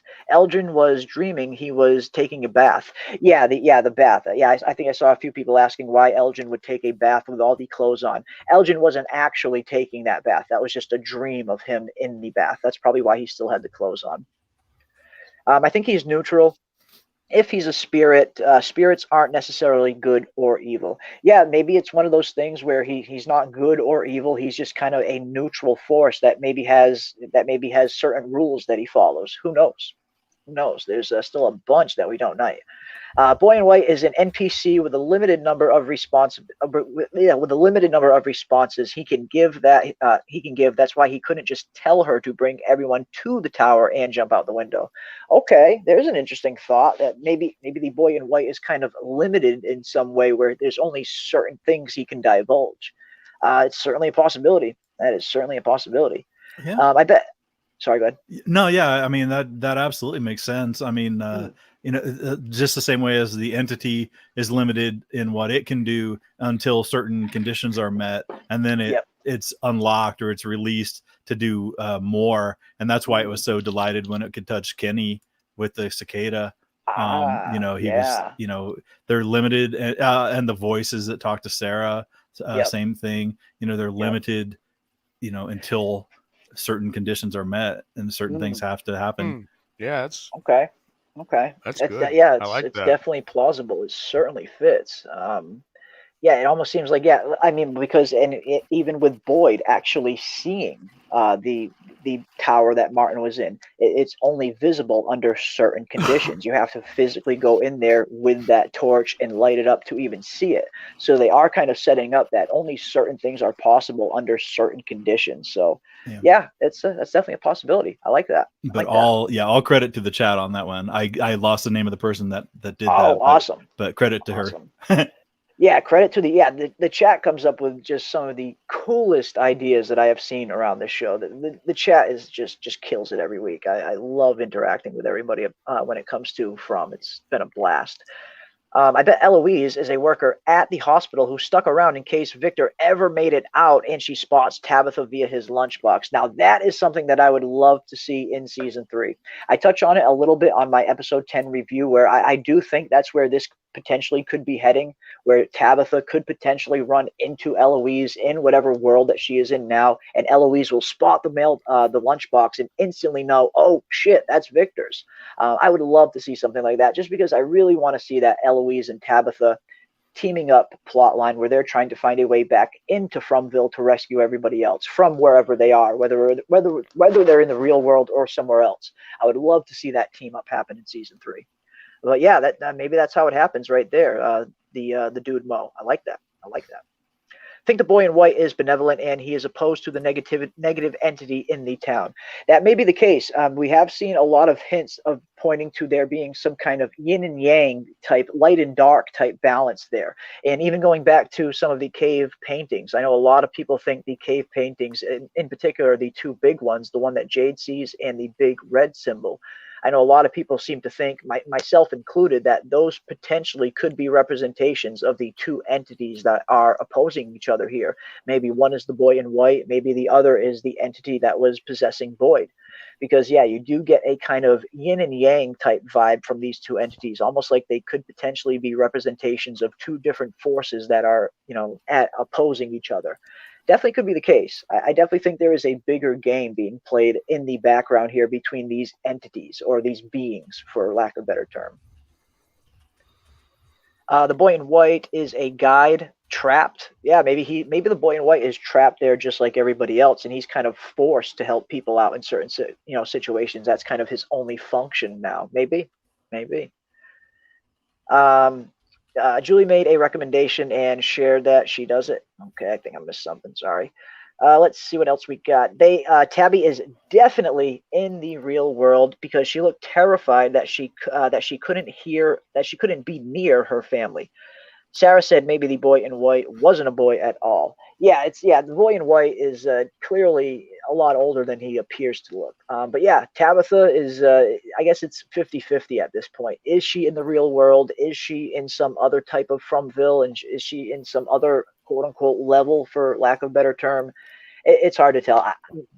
Just off my first glance, I got the sense that she probably is back in the real world, but she might not be. She might be somewhere else entirely. I guess both are possible. Hey, we do have a $10 I was just going to say, okay. We see a $10 super chat from Luna Cascade. Holy cow. Let me pull that up. Kisses for you, Jeremy. Oh, I think that's for everybody. I think that's for all of us, everyone on the panel and in the chat, I imagine. Luna's awesome. Yeah, very much appreciated, Luna. Absolutely. And just because, thank you so much. Normally we try to go down a comment, if it's a super chat comment, we try to give it the full white glove treatment, but no, just because. But there's no question. It's just because. But no, honestly, thank you so much, Luna. You have been here for every stream that we have done, sharing your thoughts and your predictions and your time. I mean, I know how precious time is these days. That goes out to all of you, all of the regulars, and if you're just coming here for the first time, I cannot thank each and every one of you for coming out here and hanging out and sharing your time with us and sharing your thoughts and ideas and just appreciating this awesome show that kind of brought us all together. But yeah, Luna, you have been so awesome. Like I said, I've seen you down there in just about every stream we have done, like most of you, and it's super, super heartwarming and it's very humbling. I can't thank all of you enough because, like I said it time and time again, we are nobody special. We are just fans, just like everybody else. I mean, we're no experts by any means. We're just four guys. So it's so cool to see everybody coming in and week out and hanging out. And I really can't thank each and every one of you enough. It's so cool. Absolutely. And just following up wow. on that. Yeah, we got Nikki for another $10. Holy cow. Thank you so much. I mean, geez, you guys are incredibly generous all the time, and you really don't need to be. I mean, just you guys coming up here and hanging out with us and sharing your time and your thoughts and everything is more than payment enough. I can't thank you guys enough. But thank you so much, Nikki, for the $10. Like I said, I can't appreciate tell you guys how much I really appreciate having these streams and having the show to talk about and having all of you guys in the chat to hang out with and bounce ideas off and see if we can solve this crazy mystery that is From together. And I think we're doing a good job collectively. I think we are doing a good job, and it has been a blast. And I sincerely hope that a lot of you come back for the season 1 rewatch party that we are going to be starting this Saturday. Usually on Saturday, we go live and we do our watch parties for season 2. But now that season 2 is over, we figured that would be a perfect day to dive into season 1 again. So starting this Saturday, we are going to start our season 1 rewatch party. We will be watching every episode of season 1 of From, starting from the beginning. And we will see if we can maybe pick up on some things that we might have missed the first go around. Now that we have a more complete picture of the story, now that season 2 is done, what can we go back and see that we might have missed the first go around? I'm really looking forward to doing that. But yeah, again, big thank you to everybody in the chat and who has been participating in these streams, and everyone who has been commenting on the recorded videos and all of it. You guys have been so freaking cool. Absolutely. Yeah. So hit those notifications, even if YouTube gets around to it pretty darn late. It's pretty, it's always fun. And I will see people right up to like the last minute. They'll be like saying, "Hey, just joined." And it's like, "Oh, well, we're just ending." But no, we got to get back into the deciphering this stuff. What is going? Hey, what? Except for yeah, we got a $2 super chat from our good friend Dana Marie. Thank you so much, Dana. You guys are special. You brought us all together. Well, I really do appreciate that. I really do. But you guys are the special ones. Like I said, we're just 4 fans, just like everybody else in the chat. Like, I really can't thank you guys enough for coming out and hanging out. It's been so fun, and I am looking forward to continuing it with the season 1 rewatch party, and of course, finding some other shows to keep us busy while we wait for season 3 to come around. Definitely will be doing that. And yeah, I can't thank each and every one of you enough. It's been so fun. It really has. And like I said, looking forward to it continuing. Yeah, and we're going to see so many things in the episode 1 or the season 1 rewatch that we missed before. Even when I was going back to take still photos and stuff for these last few episodes, I was catching lines of dialogue that I didn't even know happened back then. So as we watch it again, live with everybody else, you guys are going to be scraping it with a fine tooth comb. We're going to be doing the same thing. And it's so cool. Again, like when you guys throw these ideas out there, that might like inspire, and of course I'm the one here talking. It's so much harder to do in type, and I understand that. So you guys throw the idea out, and then it sparks an idea in me, and I can go off on some tangent, and man, it's just priceless. And I hope you get your dollar's worth out of it, your time's worth out of it, because I just absolutely love doing that. And then Kayla. And yeah, of course, Nicole J points out that Jeremy is going to use the super chat cash on Percocets and a Greyhound racing. Am I fanny pack Tilly now? Is that what is going on? Oh, gee. I'm fanny pack Granny apparently now. And thank you, Nicole J. Nicole J, you've been just hilarious on every one of these streams, just making us absolutely die up here. It's been so cool.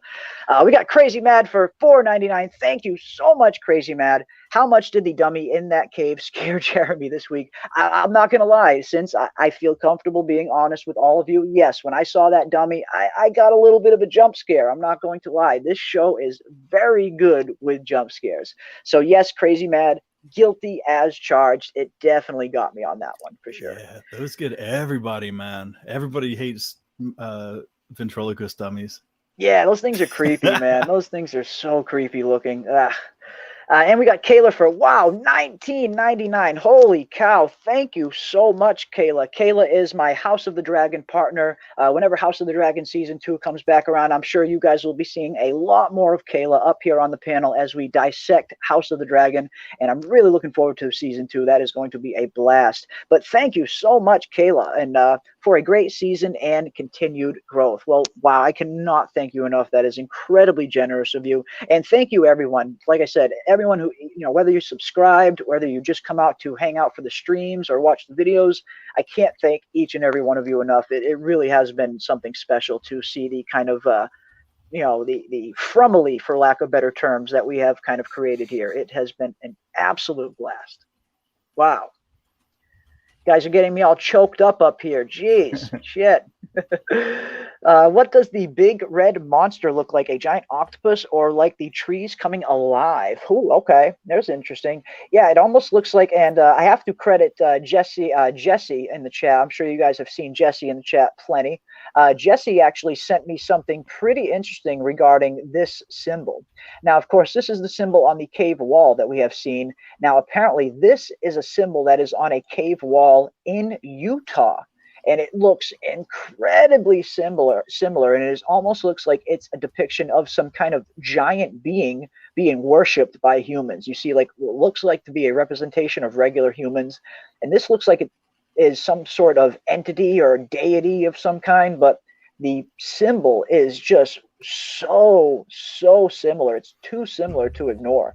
If you take off these extra arms that this one has on the show, it's almost the exact same symbol. Picture these arms not here, and you just have the 1, 2, 3, 4. It's pretty much the same symbol as this. And I just thought that was a pretty interesting catch. And yeah, shout out to Jesse Rivera for finding that. It's pretty awesome.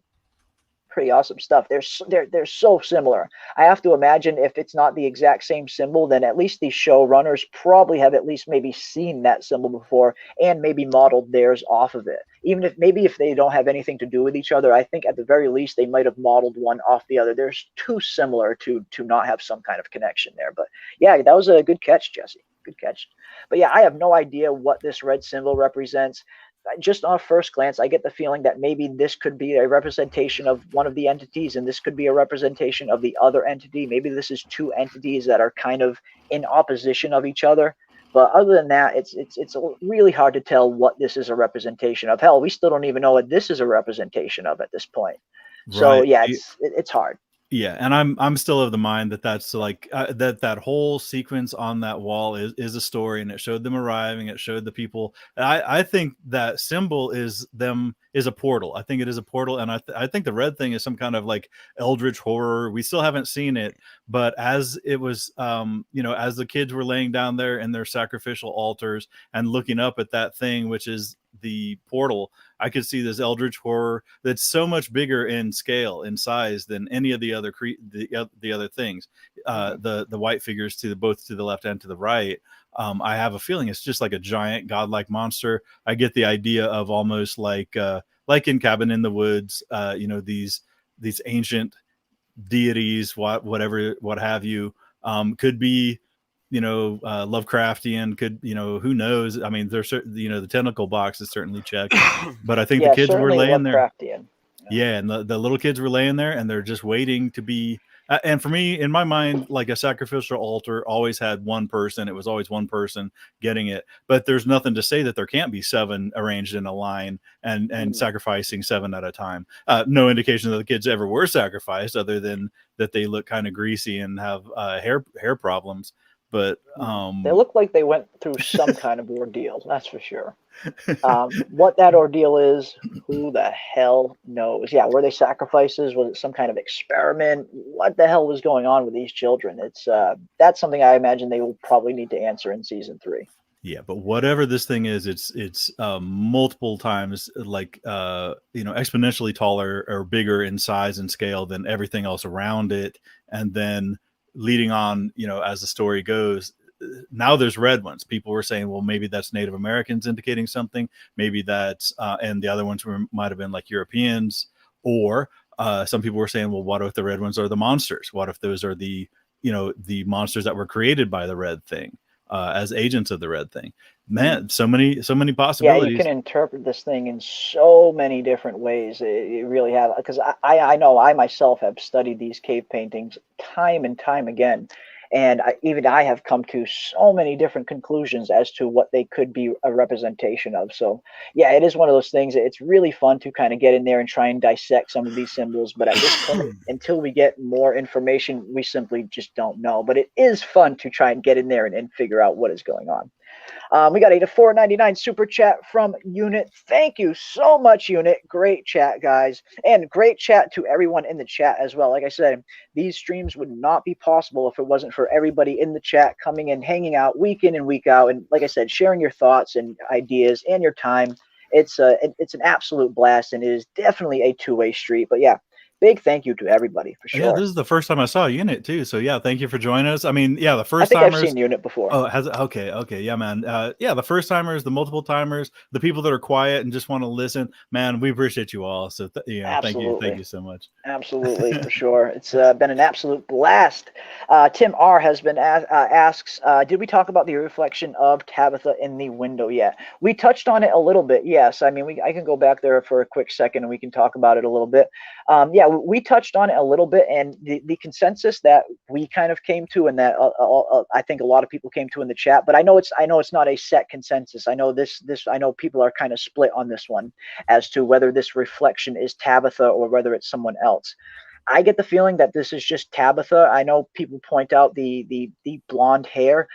Just for me, just on first glance, it looks like this is probably just the reflection of the sun on Tabitha's hair, making it look like this is a blonde in the window. But I get the feeling this is just Tabitha. I don't think there's really anything more going on there, but I could be wrong. I definitely could be wrong. But yeah, let us know what you guys think in the chat as well. Do you think this is Tabitha, or do you think this is some other kind of thing going on here? I just thought it was Tabitha with the sun in her face and making it look like the hair was a different color. It seems like there's not much more there, but who knows? I could be wrong. Maybe this is something else entirely. But yeah, that's kind of what the consensus that we came to on the panel anyway. That we think that it's just Tabitha. But I know the chat is definitely split on that one. So it's interesting. It's going to be interesting to see what that is. If it is something else, I'm sure we will find out in season 3 if that's not Tabitha. But yeah. Let's see. Where was I? Where were we? Let's see. If you just tune in now, Jeremy has admitted that he has a crush on Donna, and we're discussing if the red monster is actually a giant. I think the answer to both is yes. Right. Yes, the answer to both is definitely yes. Good stuff. Good stuff. Let's see what else we got. Just tuned in. Who are we talking about? We are actually just going through the episode in general. We've kind of been jumping all over the place, really. Usually when I start the streams, I like to try and go in chronological order, but we usually end up just jumping all over the place anyway, from scene to scene, and that's pretty much what we have been doing tonight. Right now, we are just actually we're going to move to a different part, I guess. I guess we could talk about predictions for season 3. I guess that's something we haven't talked a whole lot about yet. I know I kind of touched on my prediction, what I'm hoping to happen with Tabitha and Eloise in season 3.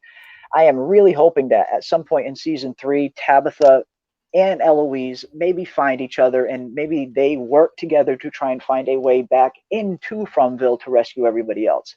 I would love to see that be at least a little bit of a subplot in season 3. But I do think we haven't seen the rest of the entity either. I have a feeling the entity is going to come back with a vengeance in season 3, and Boyd and the rest of the town are going to have to deal with it, on top of dealing with whatever other horrors get unleashed in the town. But yeah, that is where we are at right now. That is where we are at. Do you guys think the flood will happen? That has been something that has been hinted at a lot. I know a lot of people in the chat all year have been thinking that there is some big flood coming on the horizon. I don't know myself personally. I haven't seen a whole lot of signs that point to this flood. But maybe, who knows? Who knows? What are you guys' takes on the flood thing that has become pretty popular? Do you think there will be a flood, or do you think that's nothing? You know what? I've heard it a lot, and I actually just put a big long answer in the chat for saying the exact same thing. I've heard of it, but I didn't remember anything in the show that justified it. I know there was some mention of when Tabitha and Victor were down in the caves, there was water down there, but I don't know if they addressed it any further than that. So for me, that'll be when we're going through the season 1 rewatch, and we get to that part where Victor and Tabitha are in the caves. I'll really be keying in on the dialogue there to try to see any indication that there's a flood coming, or anything to justify it. But I don't recall personally, just from what I'd seen. So yeah, I mean, it's not impossible, but I'm waiting to see some indication by the dialogue or something in the story other than just the water. other than the drawing in the water Right. that we've seen on the Brundles. Yeah, that's kind of where I'm at. Yeah, I do remember seeing a drawing of Victor's that looked kind of flood-esque, but we haven't seen the story actually really touch on anything like that. They did bring up the Brundles a few different times, and I know, there is a lot of heavy theories surrounding what the Brundles really are. What do the Brundles connect to? Could that be where the quote-unquote flood comes from? Definitely could be a possibility. For me, as far as the flood goes, I'm kind of 50-50 on this point. I wouldn't be surprised if it happens, and I wouldn't be surprised if it doesn't happen, really, at this point. I'm kind of on the fence with the flood. But yeah, Right. let us know what you guys think in the chat as well. And Aldous, what do you think about the flood? I think there's a couple different ways you could take it. You have a lighthouse that's in the middle of a forest. So Yep. the implication is that, a lighthouse is always on the edge of a danger. It's never in the middle of something. So could it be serving as a beacon or a warning for where a flood is going to occur, or was that area once underwater and it's somehow shit. being held back and the water is going to come back?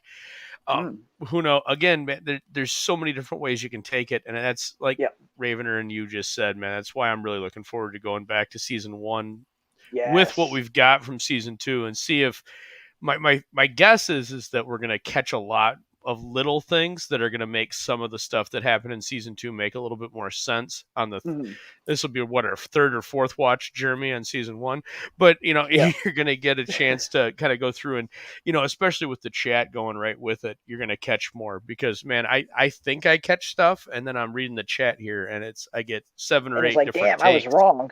Yeah. Yeah. No, yeah, I know exactly what you mean. And that's why it really is going to be fun to go back and watch that season 1 rewatch and see all of the little stuff that we just didn't pay any mind to the first go around because we just didn't have enough of the information. Now that we have seen all of season 2 and we do have a little bit more of the pieces of the puzzle, yeah, let's go back, let's watch season 1 again, and let's dissect the hell out of that and see what we can pick up that we might have missed that will kind of tell us where the story could potentially be heading. Yeah, I cannot wait. It's going to be fun. Yeah, the chat seems to be a little bit split on the flood so far. Crazy Mad says no flood. Kayla thinks there will be a flood, and perhaps the flood has happened, and that's why the bus was a floody bus of. Excuse me, hold on. Perhaps the flood has happened, that the bus was a flood of bodies entering the town. Okay, so maybe you're thinking about it not being an actual literal flood of water, but a kind of metaphorical flood of people coming into the town. Okay, that could be interesting. Who knows? It could be it. That could be it. Thickly says, I don't think there's going to be a flood. Is it all because of Elgin's dream and Tabitha acknowledging the water in the cave that people suspect that? I think it might be a mix of that, and of course that one drawing that we see of Victor's in, I believe it's season 1 that we see the drawing of the flood drawing that Victor drew. I think that's where a lot of the flood theories are coming from. Those things, yes. But yeah, I guess we're gonna have to wait and see.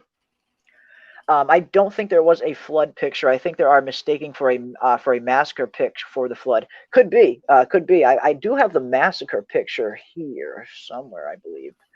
If people are mistaking this picture for a flood, actually that's on a different load. I don't have that here. Yeah, but I do. I remember seeing that massacre picture, and that's not a flood. That is definitely a depiction of the massacre for sure. I remember that one. So yeah, if that is the one people are pointing to as being a flood, then yeah, maybe it's just maybe they're misseeing it, or maybe there's a different drawing entirely. When Victor comes up out of the root cellar and first sees his town with everybody laying there. Mm-hmm. Okay. Now the people all like butchered.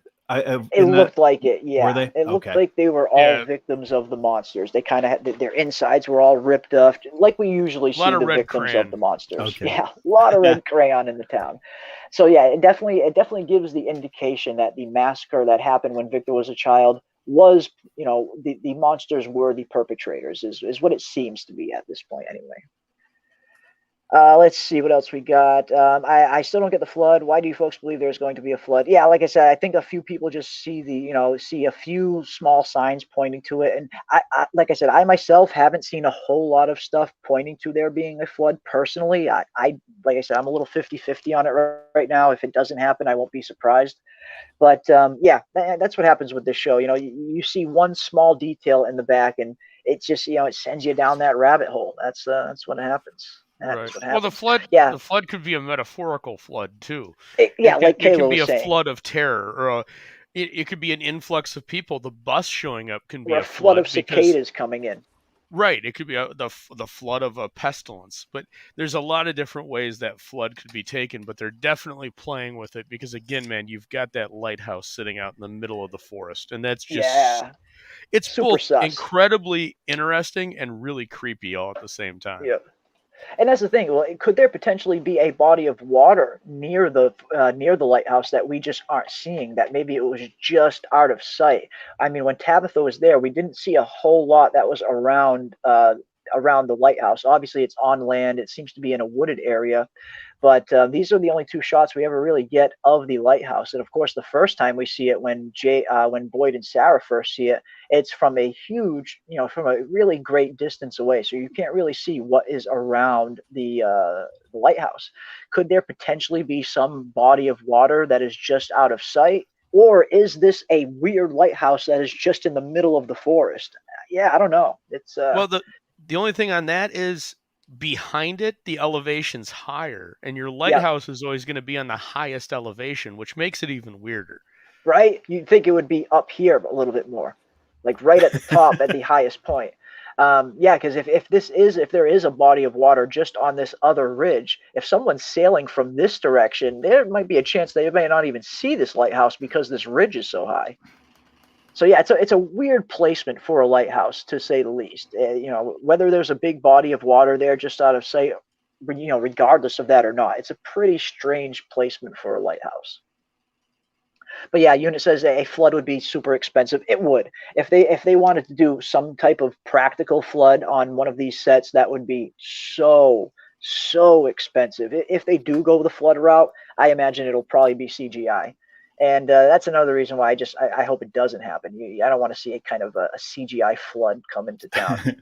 right. Personally. Yeah. They've been really minimal with the really like the overt CGI, it seems, and I'm digging that a lot. I like the practical effects. I like the minimalist kind of. It kind of anchors you into the real world. I mean, other than the monsters transforming, there isn't really a whole lot of like at least creature effects and that kind of stuff. Yeah, we saw a little bit of CGI on the kind of the monster that was pushing Elgin down into the bath, and I saw a lot of people were actually calling that CGI out, saying that it wasn't the best, and I get what they're saying. It could have been a little better, I suppose. But yeah, I do really applaud this show's use of practical effects. The monsters, Smiley, and for instance, the autopsy scene that we saw happen to Smiley, that was all completely practical effects. They in some of the scenes, it's the actual actor Jamie McGowan, I think his name is.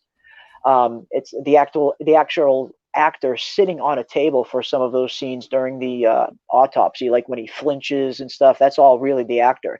Then they built an exact replica of his body so they could open up the chest and all of that. All of that was just 100% practical effects, and it looked so good. So I do really applaud their use of practical effects on the show. I hate to see shows that are really heavy with CGI. And I think that's really what threw me out of a lot of the shows that come out these days, because so many shows are so heavy on the CGI, because the CGI has really been advanced in some cases leaps and bounds since the early 2000s. A lot of shows really kind of rely on that CGI a little too much. Give me practical effects any day over CGI. But yeah, as Jesse points out, there was a drawing that Victor shows people standing on a roof of a house, and there's water all the way up to the roof. Also, a drawing of the spiders with water with a bit of water drops. Okay, so yeah, there it is. I guess that is apparently where a lot of the flood theories are coming from the Victor drawing. Yeah, and that's the thing. A lot of the stuff that Victor draws is either prophetic or it's stuff that has already happened in the past. And we hear Victor even say that the drawings are for things that aren't here anymore. So a lot of the stuff in Victor's drawings, I get the sense, are things that probably happened in the past, not so much are going to happen in the future. But yeah, that definitely has been the case with a lot of his drawings. It's stuff that that has been happening for sure. Victor or his sister drew something about a flood and the rain and the spider picture. Yeah, the spider one as well, for sure. The flood will introduce the sea monster, says Angela E. Uh-oh. I think Jeremy will cause a flood in Donna's pants. Damn, Nicole J. Hey-o. Damn. She's kind of got a one-track mind. I don't know. Yeah. Family show. I think there will be a flood after they mess with the Brundles and release something from within a new monster. Now, there's something. I mean, and I know, Ravener, you've brought up the potential of the Brundles being just a mass graveyard with a bunch of bodies down there. What if there is something down there in those Brundles that the Brundles are kind of hiding? I could see that happening. Yeah. And again, I don't know in what form it would manifest. I mean, do they have to go down and, do they have to kind of rake it or dredge it to try to get a body out of it? Do they accidentally disturb it? I don't know. And now that the weather's changing, they're going to be less likely to be wanting to be floating around on inner tubes if it's getting, if the weather's changing and it's getting colder. So who knows? Who knows? But I've always been just suspicious of the Brundles, just the fact that they've used it as a backdrop for too many scenes and just focus on it. So I'm like, man, it can't just be another piece of scenery, because when Elgin and Fatima were out there talking about it, and but then Elgin and Julie were standing over the swimming pool at the motel, the drained out swimming pool. I just think that these things of water, but I've always been suspicious of the Brundles. Absolutely. I think there's more to it than just, a backdrop for just a kids hangout place. Yeah. Yeah, I think so too. I definitely think the Brundles will be important at some point. I do think they'll find something important there. Or I know there is a lot of a popular theory. I know Snuggie thinks that there could potentially be a way out of Fromville via the Brundles. And there is actually a little bit of evidence that kind of even, supports that a little bit, especially with the cave paintings where we see, it looks like at some point people used to arrive to Fromville via boat. Maybe this is maybe this is the Brundles right here. Maybe that is an entrance or an exit to Fromville before people arrived in cars. So I definitely see the Brundles playing some sort of part in the story at some point. I don't know what part they're going to play, but I do think they are showing us these Brundles over and over again for a reason. I do think it will be important at some point. Yeah. And in the peak of my suspicion, because we'd always seen the one view of it, but then we finally got the reverse view, and it did kind of lead off just into the woods. It looks like it might have can't really into tell, a stream. Yeah, but it's certainly not just like a circular self-contained pond. It leads off to something. Yeah, who knows how far it goes back. If it leads to another river or a bigger body of water even, there's something going on there, I think, for sure. Is Smiley will have to make a comeback. I don't know if we'll ever see Smiley on the show again, but one thing I promise, Smiley will always be a part of these streams. Right there on the screen, and of course down in the chat with the smiley emojis. Yeah, Smiley is gone, but not forgotten. We are trying our best to keep the memory of Smiley alive right here on the show. So yes, I don't think we will see Smiley on the show again, but you will see him on this show plenty. That I promise. Yeah, and actually, and that was one thing that Tony's show had brought up, and that was a pretty awesome show when they had the different YouTubers on there the other day. They were talking about, they were hoping that they didn't dismiss the monsters as a threat, and that was always a concern, that the monsters were the primary threat all the way through. They need to be a steady threat. Yes. Yeah, and now they're just kind of like, we don't want it to be. And they've mentioned different shows where the main enemy, the main monster, the main fear, suddenly they get an antidote to them, and then it's just redundant from that point on. Yeah. But I don't you think don't want to see that happen here.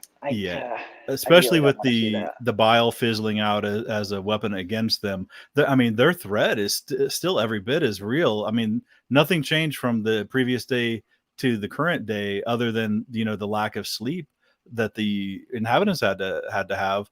And again, having Donna tell Matthias to put the guns in the closet. They weren't going to do shit with the guns anyway against the monsters. Realistically, no, that was more to keep. I think that was more to keep the people from going crazy and maybe hurting each other. I think that was a precaution there. Right. But when they're standing guard with the guns. But yeah, it might be to keep the people in more so than to keep the monsters out. But they're still every bit as potent and powerful as they were, and we're pretty sure that Boyd isn't going to be able to replicate the worm killing. So yeah, that'll be something that they'll really have to address in season 3, that the peril of the monsters isn't gone, not even diminished, other than they have -1 population of monsters, but that's it really. Yeah, because we didn't get a whole lot of monster action in season 2, so I totally understand, people wonder, having concerns that the monsters are going to be rendered useless at some point, especially with them just throwing all of these kind of foreshadowing at us that the monsters are only the quote-unquote tip of the spear, that there's worse things out there than the monsters, which we saw a lot in season 2 with them going into the kind of nightmare realm. And yeah, the monsters did feel like the monsters started to take a back seat to everything else, and I really don't want that to become a thing that happens going forward. The monsters should always remain a prevalent, steady, a steady and present threat. Always. There should never be a point where the monsters are kind of just dressing for the show. Similar to how the walkers became on The Walking Dead. It kind of came to a point where the walkers were just straight up dressing, where they weren't even a threat to the survivors anymore at one point. I don't want to see that happen here with these monsters, because these monsters, they created a really cool monster here with the human form, with the smiles, and then being all creepy and walking, never running. And then, of course, you see them actually transform into their monster form, which looks absolutely terrifying in some cases. Yeah, I definitely don't want to see the show get to a point where the monsters are kind of rendered useless. You always want them to be a steady and present threat. Well, and hopefully season 3 gets into that a little bit more. We need some more monster action. Well, I think the cicadas provided a really great parallel to the monsters, because the monsters only came out at night, but the cicadas could affect you at any time, as we saw with Laura. Yeah. So I think that's one of the things, and maybe this is just the fan in me, but when you watch a show like this, it's like, man, wouldn't it have been cool if the last couple episodes focused on the unique terror of not only can you now be hurt during the day if you fall asleep, or even if you don't fall asleep, as we saw, they can just possess you. But then you still have to remain cognizant at night, because the monsters are out there. 24/7 threat. Yeah. Right. It would have been a great double parallel to kind of play those two against each other. And you've got the great psychological terror versus the actual physical danger. And it feels like that was there momentarily, and then they just kind of let it drop. And it never got a chance to really get rolling. Yeah. No, yeah, absolutely. It's yeah. We could see someone turn into a monster at some point. They did kind of hint in this season that the monsters were human at one point, after with the whole autopsy and Christy seeing pretty much all human organs, albeit dried up and shriveled up human organs, but human organs nonetheless. So indicating that these monsters were maybe human at one point. And I do think the show will probably reveal that at some point. What exactly happens to a human that turns them into a monster? What is the transformation there? What exactly happens? Under what circumstances can a human become a monster? I would love to see them show that at some point in season 2 for sure. I'm Randall. I believe it's real now. That's right. Yeah, Randall had a rude awakening real fast, thinking that everything here was fake, and then boom. Jesse points out that the guy under the boulder in season 1 had white eyes and was screaming just like the 3 in the dungeon. What happened to that person? Now, there you go, Jesse. I like that. I'm going to have to go back and watch that scene and not just the stills. But yeah, who knows? Maybe whatever was happening to Randall, Julie, and Mari, maybe it has happened before. Maybe this isn't the entity's first time at doing whatever it was attempting to do here. Because we hear Sarah say, once Julie, Randall, and Mari die, then it's too late. So clearly, once they died, the entity would have achieved whatever goal it was setting out to achieve.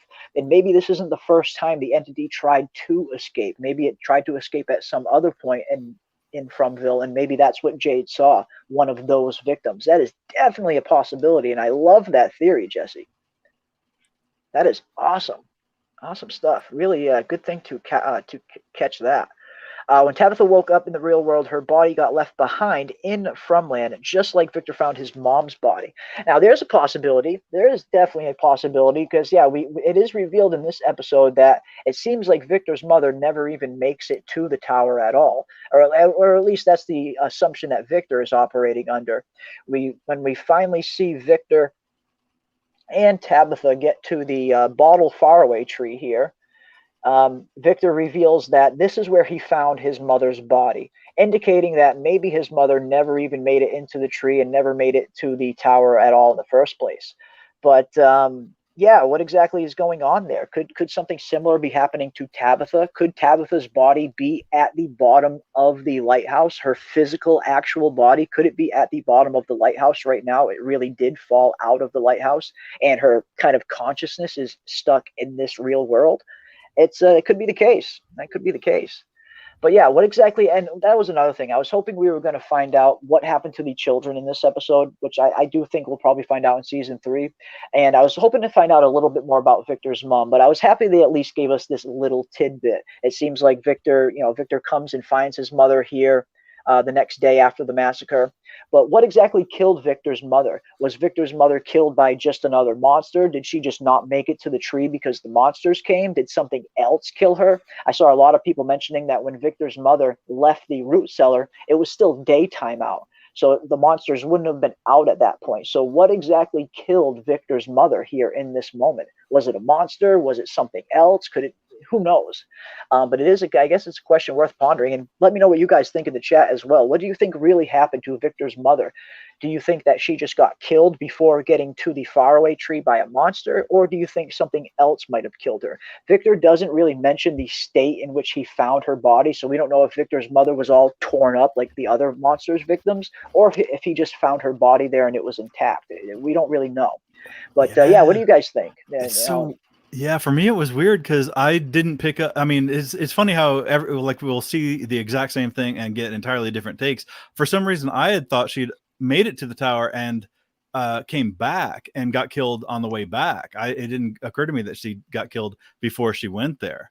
So well, the only reason I think that didn't happen, that could be the case, but the writers say that that they left and never returned. So Victor's mother and Victor's sister never return to the town after they leave the root cellar. They never come back, at least according to the writers. But if she popped out of the tree in the evening when the monsters were already out, they could have got her before on her way back to town. Yeah, that's what I thought. For some reason, that's what I heard when they said that. But I think, yours might be entirely right that she never got I don't know either way. Yeah, I'm not sure either way. It just seems like Victor found his mother's body here right near the tree. And Victor, at least Victor is under the assumption that she never made it to the tree. Because Victor's exact words are, she never made it into the tree. But maybe she did make it into the tree and she got killed on her way back. That is definitely a possibility as well.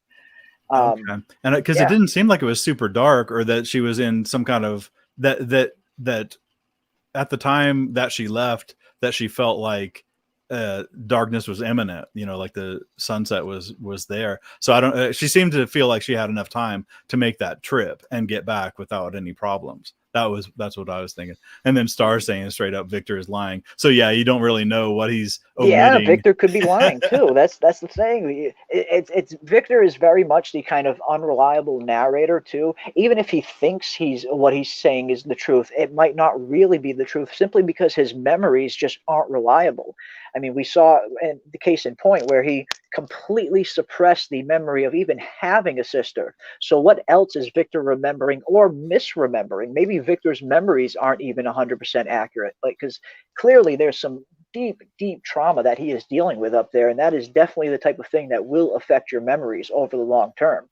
So yeah, maybe Victor's lying, or maybe Victor thinks he's telling the truth, and he's not. Who knows? Who knows? She was killed by the dude who went nuts. Now, yeah, that's a very popular theory as well, that Christopher was the one who killed Victor's mother. And I think that could definitely be the case as well. It seems like Christopher definitely went mad there towards the end. And it probably was because he wasn't able to solve the mystery of those symbols that was plaguing him. And it seems like Jade is going through a similar trajectory right now. If Jade doesn't solve these symbols, I have a feeling Jade could potentially end up like Christopher, maybe going mad. But yeah, that's definitely a possibility. Maybe Christopher was the one who killed Victor's mother. Absolutely. What if the boy and White pushes Ellis out of the lighthouse, and Ellis misses the portal and just lands on the ground and gets hurt again? Yeah, and then heals the next day because he's got the super healing power of the Fromville. And it'd be pretty funny if nothing else. It would be pretty funny if nothing else. I wonder if they die. Do they really die? That is a question that has been raised a lot ever since season 1, when Abby says, when Abby kind of puts forth the notion that everyone needs to die here in this town and they will wake up in the real world.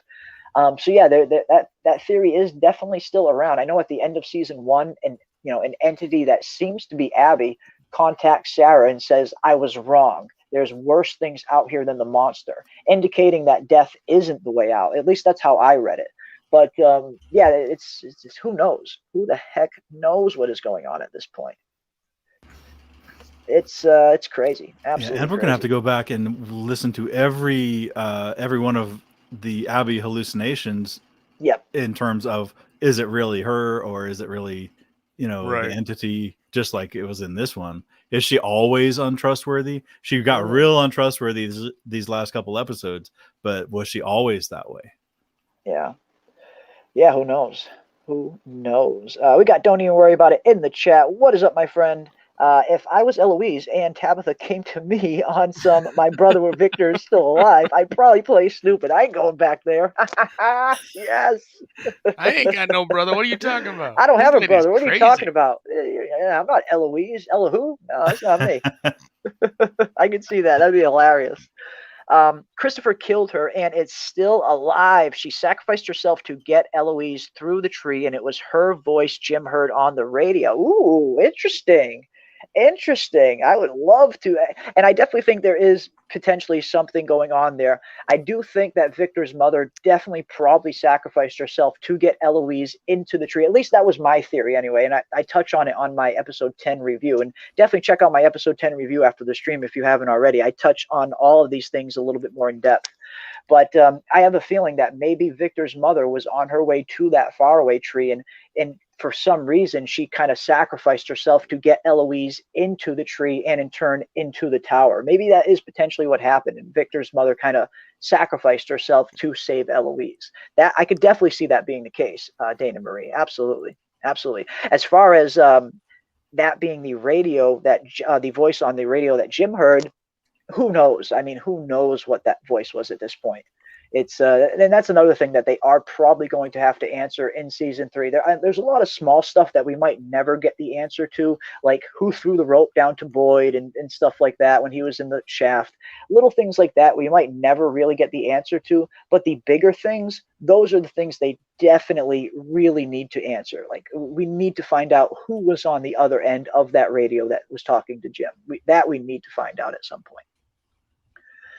But yeah, who knows? Pay the writers, Hollywood. Do it now. Yeah, absolutely. Pay the writers, and let's get this thing back on track, and let's get season 3 underway. Oh, I disagree with that, but okay. I'm just saying. I just want to get season 3 here. Let's get whatever gets season 3 here quicker, the better. Let talent rise to the top. Well, whatever gets season 3 here quicker, I am all for.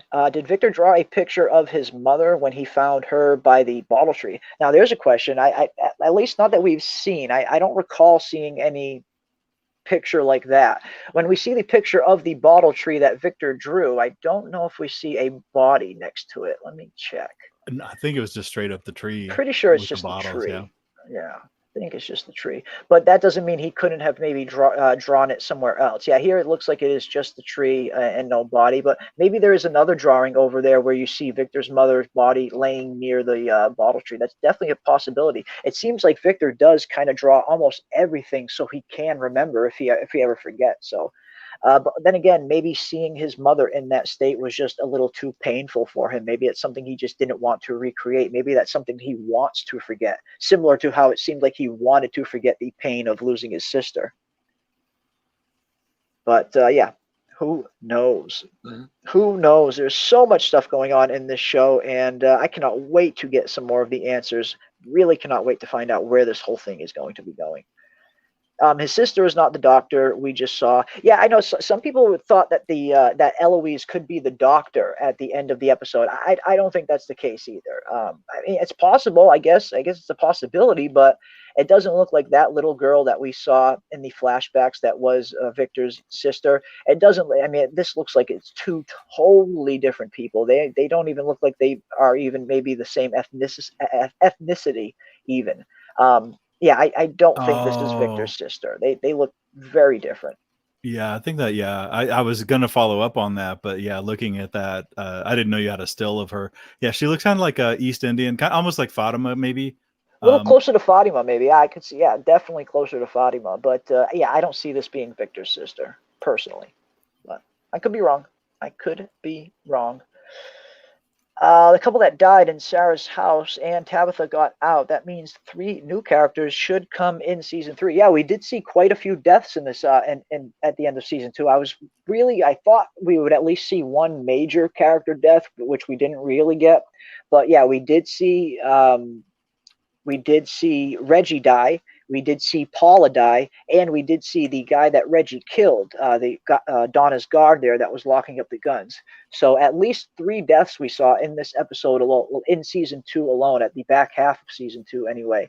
So yeah, does that mean that Fromville is going to be getting some new arrivals at some point? And like I said, I really do like how the show set that up. It's a really clever plot device where the show can introduce new characters onto the show anytime they want, simply by having a new vehicle arrive in town. So just logistically, just in a practical sense, having that set up narratively is going to make it so easy to bring fresh blood onto the show. If you want to bring some new characters onto the show in between seasons, it's really easy for them to write that into the script, because all they have to do is have another car just arrive in town. So plot wise, I like how they set that up, and I definitely think we will be seeing some new arrivals in season 3. I would be surprised if we don't at this point. I'd be very surprised if we don't see some new arrivals into season 3. Maybe some people who have some attachments to the people who are already there, which seems to be the case with a lot of these people. Yeah. People are being brought here for a reason specifically. And other than Matthias in this episode here, nobody, they missed an opportunity to cull a lot of red shirts, a lot of excess people, unless they're really going to start off for episode 1 of season 3 with a nice culling of unnecessary people. Yeah, could be, because they could just breathe their sigh of relief, because now that the sleep deprivation aspect is gone, everybody could be just like that sigh of relief and maybe let their guard down. Yeah, they think they're safe, and then boom, some other big threat comes in and knocks them on their ass again.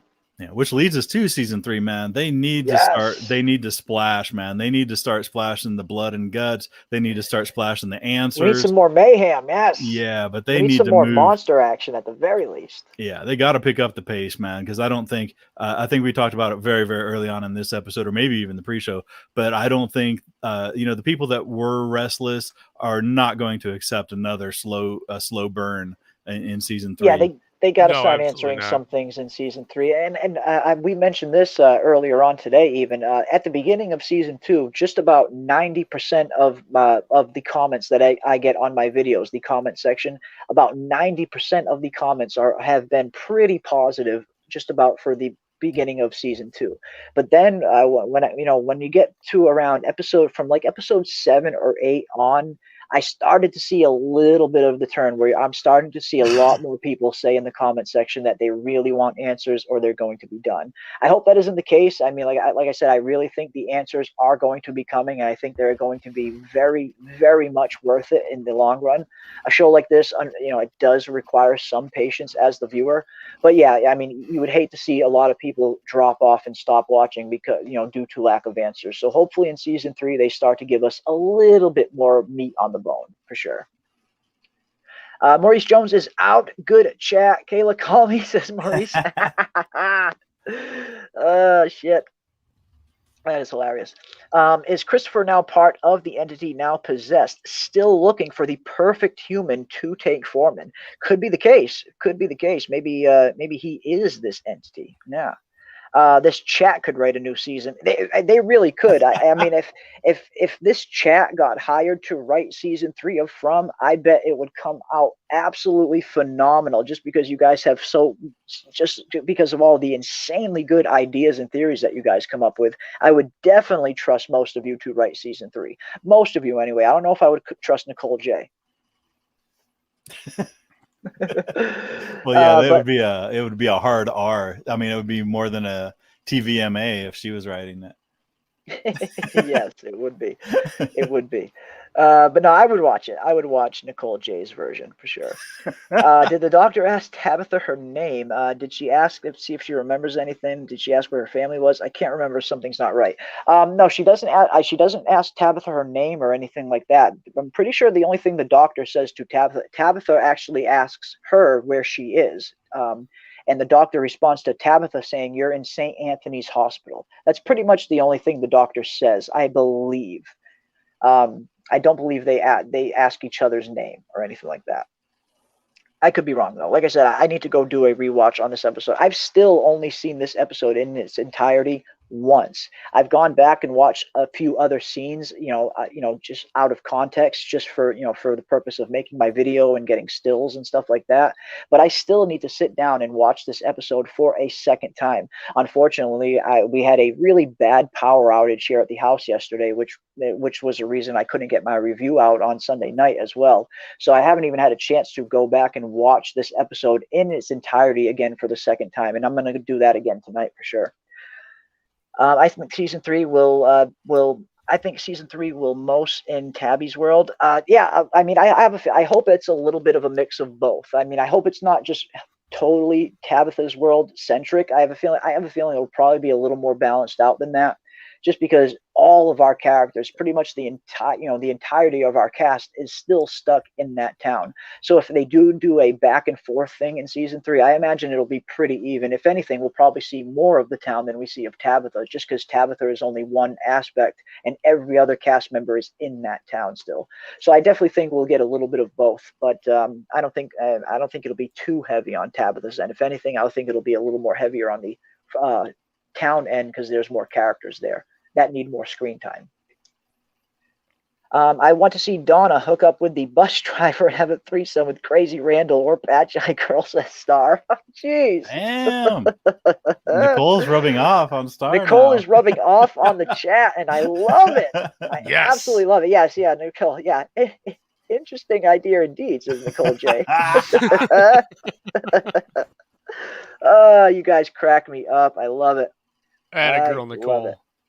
Spread the disease, man. Keep spreading it. Spread it indeed. Got to go. Good night, gentlemen, and good night to the chat. Absolutely. Good night, Robert Saunders. We're actually going to get ready to close it down pretty soon as well. I actually have work tomorrow myself as well. But we will be doing tons of more From streams this week. And we will be diving into season 1 again this Saturday, which I'm really looking forward to. But we'll probably have at least another 1 or 2 season 2 streams in between there, because there's so much that we still need to dissect about this final episode. There's so much that they threw at us. I'm really looking forward to going back and rewatching it for a second and third time and writing all my notes down, and we will definitely dive into this episode a little bit more on future streams. But yeah, it's they threw so much at us. There's so much stuff that I really need to kind of sit down, dissect, and really think about. And yeah, I'm really looking forward to it, because this one was heavy overload in terms of all of the information they throw at us, for sure. Absolutely. And thank you guys, man. This was so awesome. The ideas you came up with. And I loved how, like, whenever there was a question, it was like a 50-50 split. Is it a yes or is it a no? And you guys were awesome. So yeah, thank you so much, chat, for keeping this going. It was so fun, and watching, and seeing the different takes and the interesting questions. And I mean, the things the suggestions you're throwing out, the ideas that you're having, they're inspiring us. They're making us sit here and think, okay, well, wait a minute. Yep. Well, now if that's the case, and then we can just follow the rabbit hole and see where it goes. And, it makes it so worth it. So yeah, thank you guys again. Yeah, it's been an absolute blast. It really has. And yeah, Nicole says, yeah, we just wrote 3 episodes. We did. We wrote 3 episodes during this stream alone with all these thoughts and theories. Absolutely.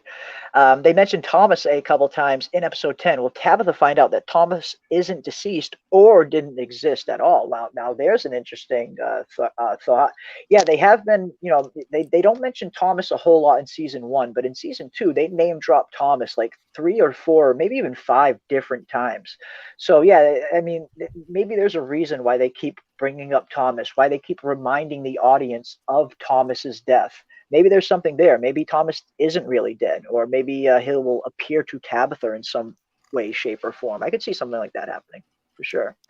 I like the idea of Thomas didn't even exist. I love that idea. That is really cool. Yeah. Like somehow when they transferred over, they created a wedge issue for the pair. That's interesting. That's very interesting. Yeah. And it would almost be like a kind of shared hallucination type thing, because they all seem to remember Thomas, Jim, Tabitha, and the kids as well. So that could be some interesting, trippy stuff that they could explore as well.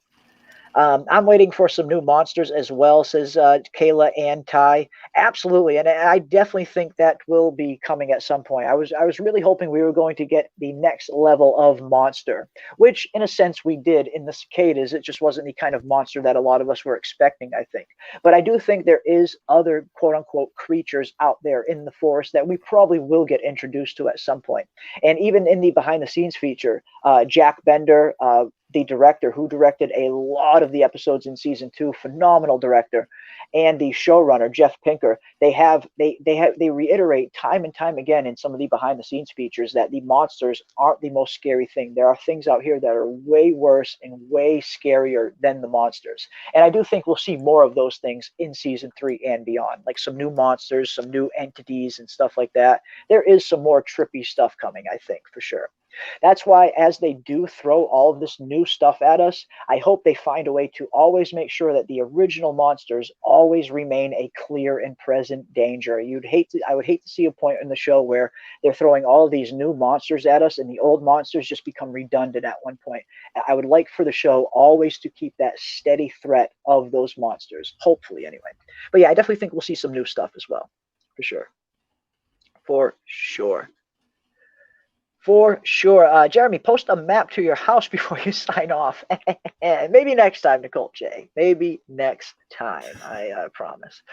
I will do a face reveal at 10K, though, when I hit 10K subs. I know a lot of people have been asking to see what I look like. It was 5K, then 7.5. Well, we did one. I did one at 1K, actually. So if you were around here when I hit my first 1,000 subs, I did do a face reveal back then. But yeah, I will do another one pretty soon. I would be on camera. I just don't have a good camera. Once I get a good camera, I will definitely start going on camera much more often.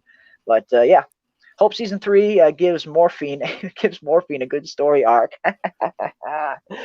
Yeah, what is going to happen with the Morphine? Morphine is just trying to pry Mari away from Christy so that they can run off together. Yes. Kayla wants the giant spiders that weren't in Game of Thrones. I know, right? We get teased so much, both in the Song of Ice and Fire books and in Game of Thrones, of these giant ice spiders as big as hounds. And of course, we didn't end up getting them in Game of Thrones, but hopefully we do get our giant spiders at some point in from. Season 1 in particular was super, super heavy with all of the foreshadowing of there being some type of giant spider. So I do hope we see that at one point. I definitely hope we see that at one point. And yeah, keep bothering Jeremy to go to FromCon. He'll do a face reveal when Ravener will do one too. Yeah, absolutely, absolutely. The way they set up the show, they have so many creative options. Just the potential of this show is tremendous, and they laid good groundwork. Absolutely, and that's what I love about the writing of this show. It can go in so many different directions. They really have laid the groundwork here for something incredibly diverse story-wise to go in so many different directions, so many different realms they can explore. And I love it. Yeah, it very much is a testament to good mystery box writing. Mystery box writing is never easy. It's a very tough form of writing. It's a tough form of storytelling. You really need to know what you're doing, and you need to know your end game ahead of time if you're going to do a successful mystery box style of storytelling. And I do think they know where they're going. So yeah, it's the possibilities are endless for season 3 and beyond. Who knows what the show is going to be throwing at us? And I get the feeling it's going to be some pretty interesting stuff, and hopefully some more stuff that we haven't seen before. Because this show has been throwing a lot of stuff at me that I haven't seen before. It's breaking some tropes, which I like. It's not following the same old horror tropes all the time. So I like what the show's doing. They are in the right direction. They have something really special here. It seems like they definitely have the right creative minds in place in terms of the writers, definitely with the crew and the cast as well. Like the acting has been so phenomenal on this show. They couldn't have asked for a better cast to put together for From. So yeah, season 3 is looking like it is going to be absolutely insane. I imagine the answers will probably start to come a little bit more, and maybe we'll start to get to the bottom of what this mystery is and cracking this mystery of Fromville as a whole, hopefully. Yeah, But and yeah. and if if the writers are listening, if anybody is listening, and people, and they do, they're going to hear people's reactions to the entirety of season 2, and it is positive, but with reservations. They're going to listen to that, and they're going to, whatever they haven't already written out, they're going to say, yeah, we better course correct a little bit here, and maybe provide a little bit more, because the last thing they want is an irate fan base, when they're trying to hype up a season 3. Right. Yeah, they're not going to want to see interest in this show start to wane because they're not delivering answers. So I imagine we'll start to get a little bit more answers from season 3 on. We'll start to see things wrap up a little bit more. It'll become a little more coherent, I imagine, from season 3 on. Because you don't want to upset the fan base. That's for sure. That is for sure. But it does have a lot of potential. I mean, like you said, it's unlimited. They can always add new people. They can kill off old people, at a pretty much unlimited rate for a couple seasons, while also developing the storylines that they've already established in these first couple of seasons without really having to do a whole lot additional. It's just a matter of, I know it's easy for me to say, right? It may not be so easy to put into reality. Yeah, it's I think they got something really special here overall, and I cannot wait to see what is going to be happening from season 3 and beyond. Hopefully, like I said, I don't think season 3 will be their final season. It seems like they have, just judging by the pace that we're seeing so far, they're probably going to I imagine they're going to need at least 4, maybe 5 seasons to really wrap everything up. Just at the pace that we're seeing so far, the pace could pick up, and maybe they could answer things a lot quicker. Who knows? But I don't imagine season 3 being the final season by any means. Mari will be cured of her drug addiction. Randall will not be an asshole anymore. Julie may be more connected to Fromland than because of all the bugs. Yeah, there's some possibilities right there. The Randall not being an asshole part is I do think that is going to come. I was a little worried that Randall might be the only one that doesn't survive this ordeal, but now that Randall did survive, I get the feeling we'll probably start to see the beginning of Randall's redemption arc from season 3 on. He's done a lot of shitty shit. He's done a lot of things that he needs to make up for. Hopefully we see Randall start to become a little bit more of a reliable character from season 3 on, and we see a little bit of a redemption arc from him. Or maybe they'll just kill him off in some heinous way. Who knows? I'm cool with either. I am cool with either. I hope Mari's addiction will be healed. Yeah, Mari has been going through it for quite a few days, and from what I've read about withdrawal, the worst of it usually lasts between 3 and 7 days or so. So hopefully after a week has gone by, the physical symptoms will be mostly gone for Mari, but time moves very slow in Fromville. That is for sure. I love this. What if Jeremy was in Fromville and that's why he doesn't want to show his face, not to be recognized? You caught me. You absolutely caught me. I've been Victor the whole time. You're the cowboy. Yeah, the cowboy monster there. Yeah. Fromverse that could do so many spin-offs, but it's not an easy story arc. Yeah, absolutely. I could totally see there being some type of From spin-off at a later date, maybe exploring what happened at the show, in the town at a different time period. Maybe we get it like a Civil War era From story. I would love to see something like that. Absolutely. Season 1 gave us some blue balls with the tiny spiders. They did give us some blue balls with the spiders. We're thinking that we're going to see these giant spiders all over the place, and then the spiders we actually get are these tiny little minuscule spiders that bite Boyd. So it's a little bit of blue balls going on there. You're absolutely right. So much folklore and history to explore and digest. Massive contents. Yeah, absolutely. They have so much rich history and rich content and rich, like you said, folklore that they can draw from to inject into the show. And just from everything that they've already set up, there is so much stuff, so many ways that they can go and explore. So I imagine they could probably have some material for at least another 3 or 4 seasons, maybe. Who knows? Maybe even more. I don't want to see it get stretched too far and it start to become repetitive, but I definitely don't want to see the show end at season 3 either. I'm hoping we get at least 4 or 5 seasons total. But there's so many ways that they can go. And thank you so much for this. I'm in From groups. I've been telling everyone about your rewatch, so hopefully we can crack that 10K very soon. Well, that is so generous of you, Ty. Thank you so much, man. I very much appreciate that. Wow.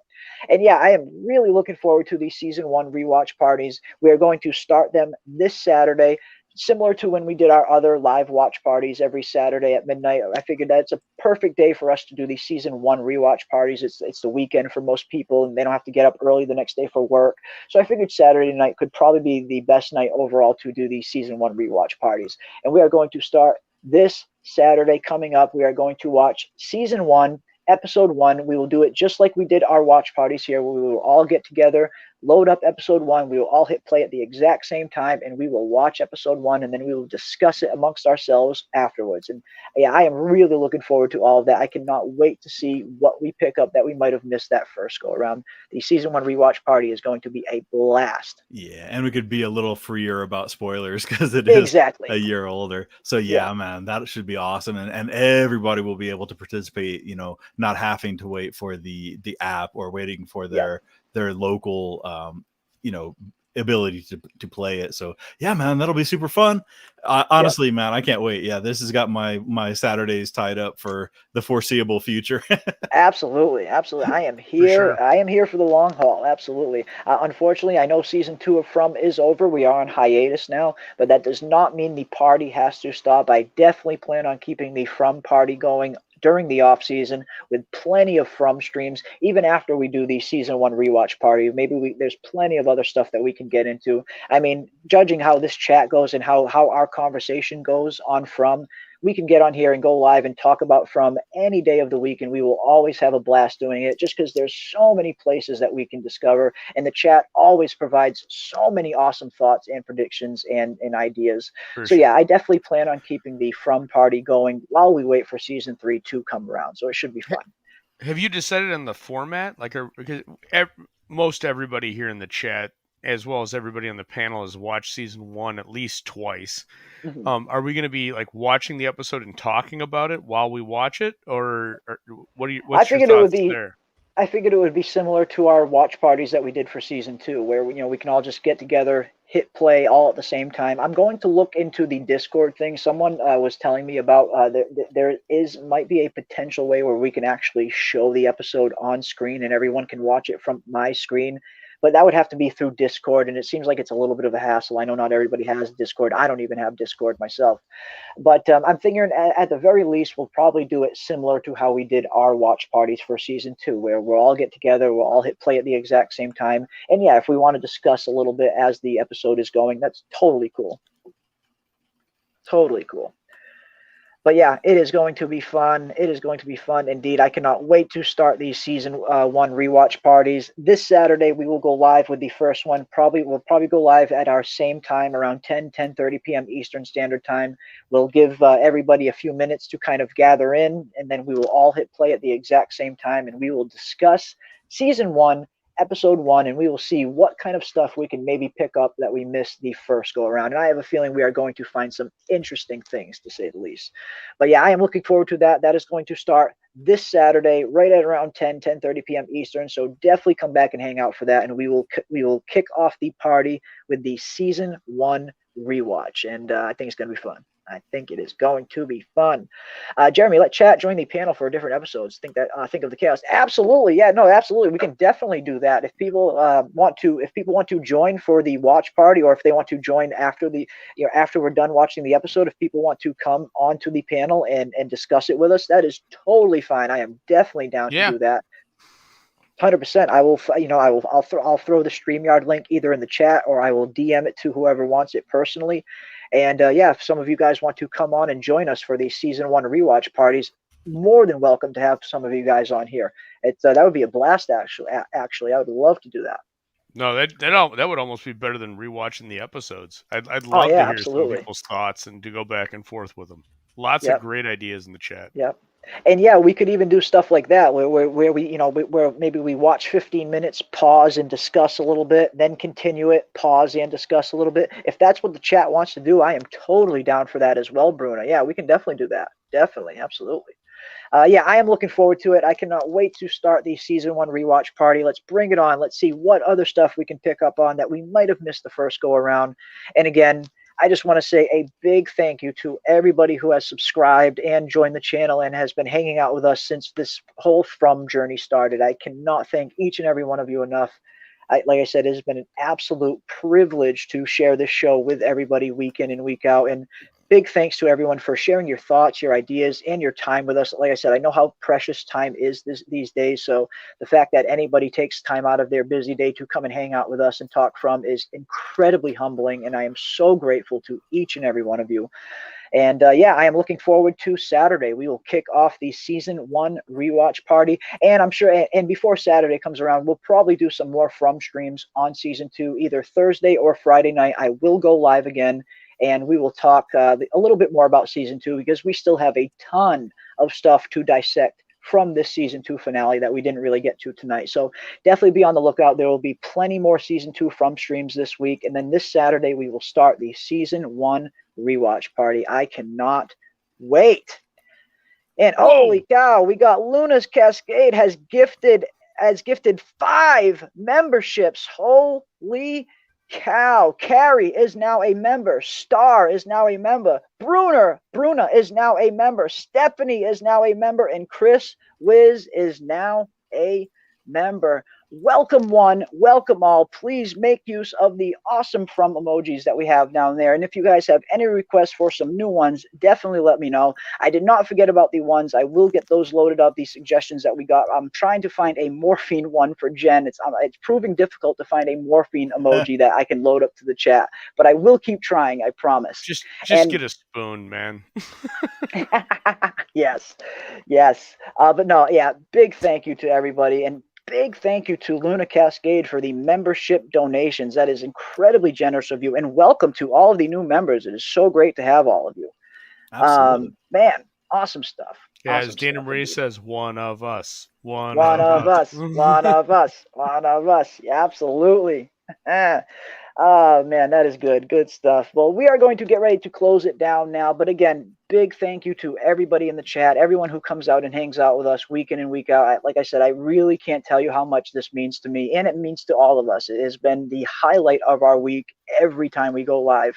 And I'm looking forward to continuing the party. Like I said, come and hang out this week. We will start the season 1 rewatch party this Saturday, and we will still have some more season 2 From streams in between there. I'll probably go live on Thursday or Friday, or maybe even both Thursday and Friday. So definitely be on the lookout for that. Subscribe if you haven't already. Hit that bell for notifications so you don't miss any of our upcoming content, as we will be covering all things From.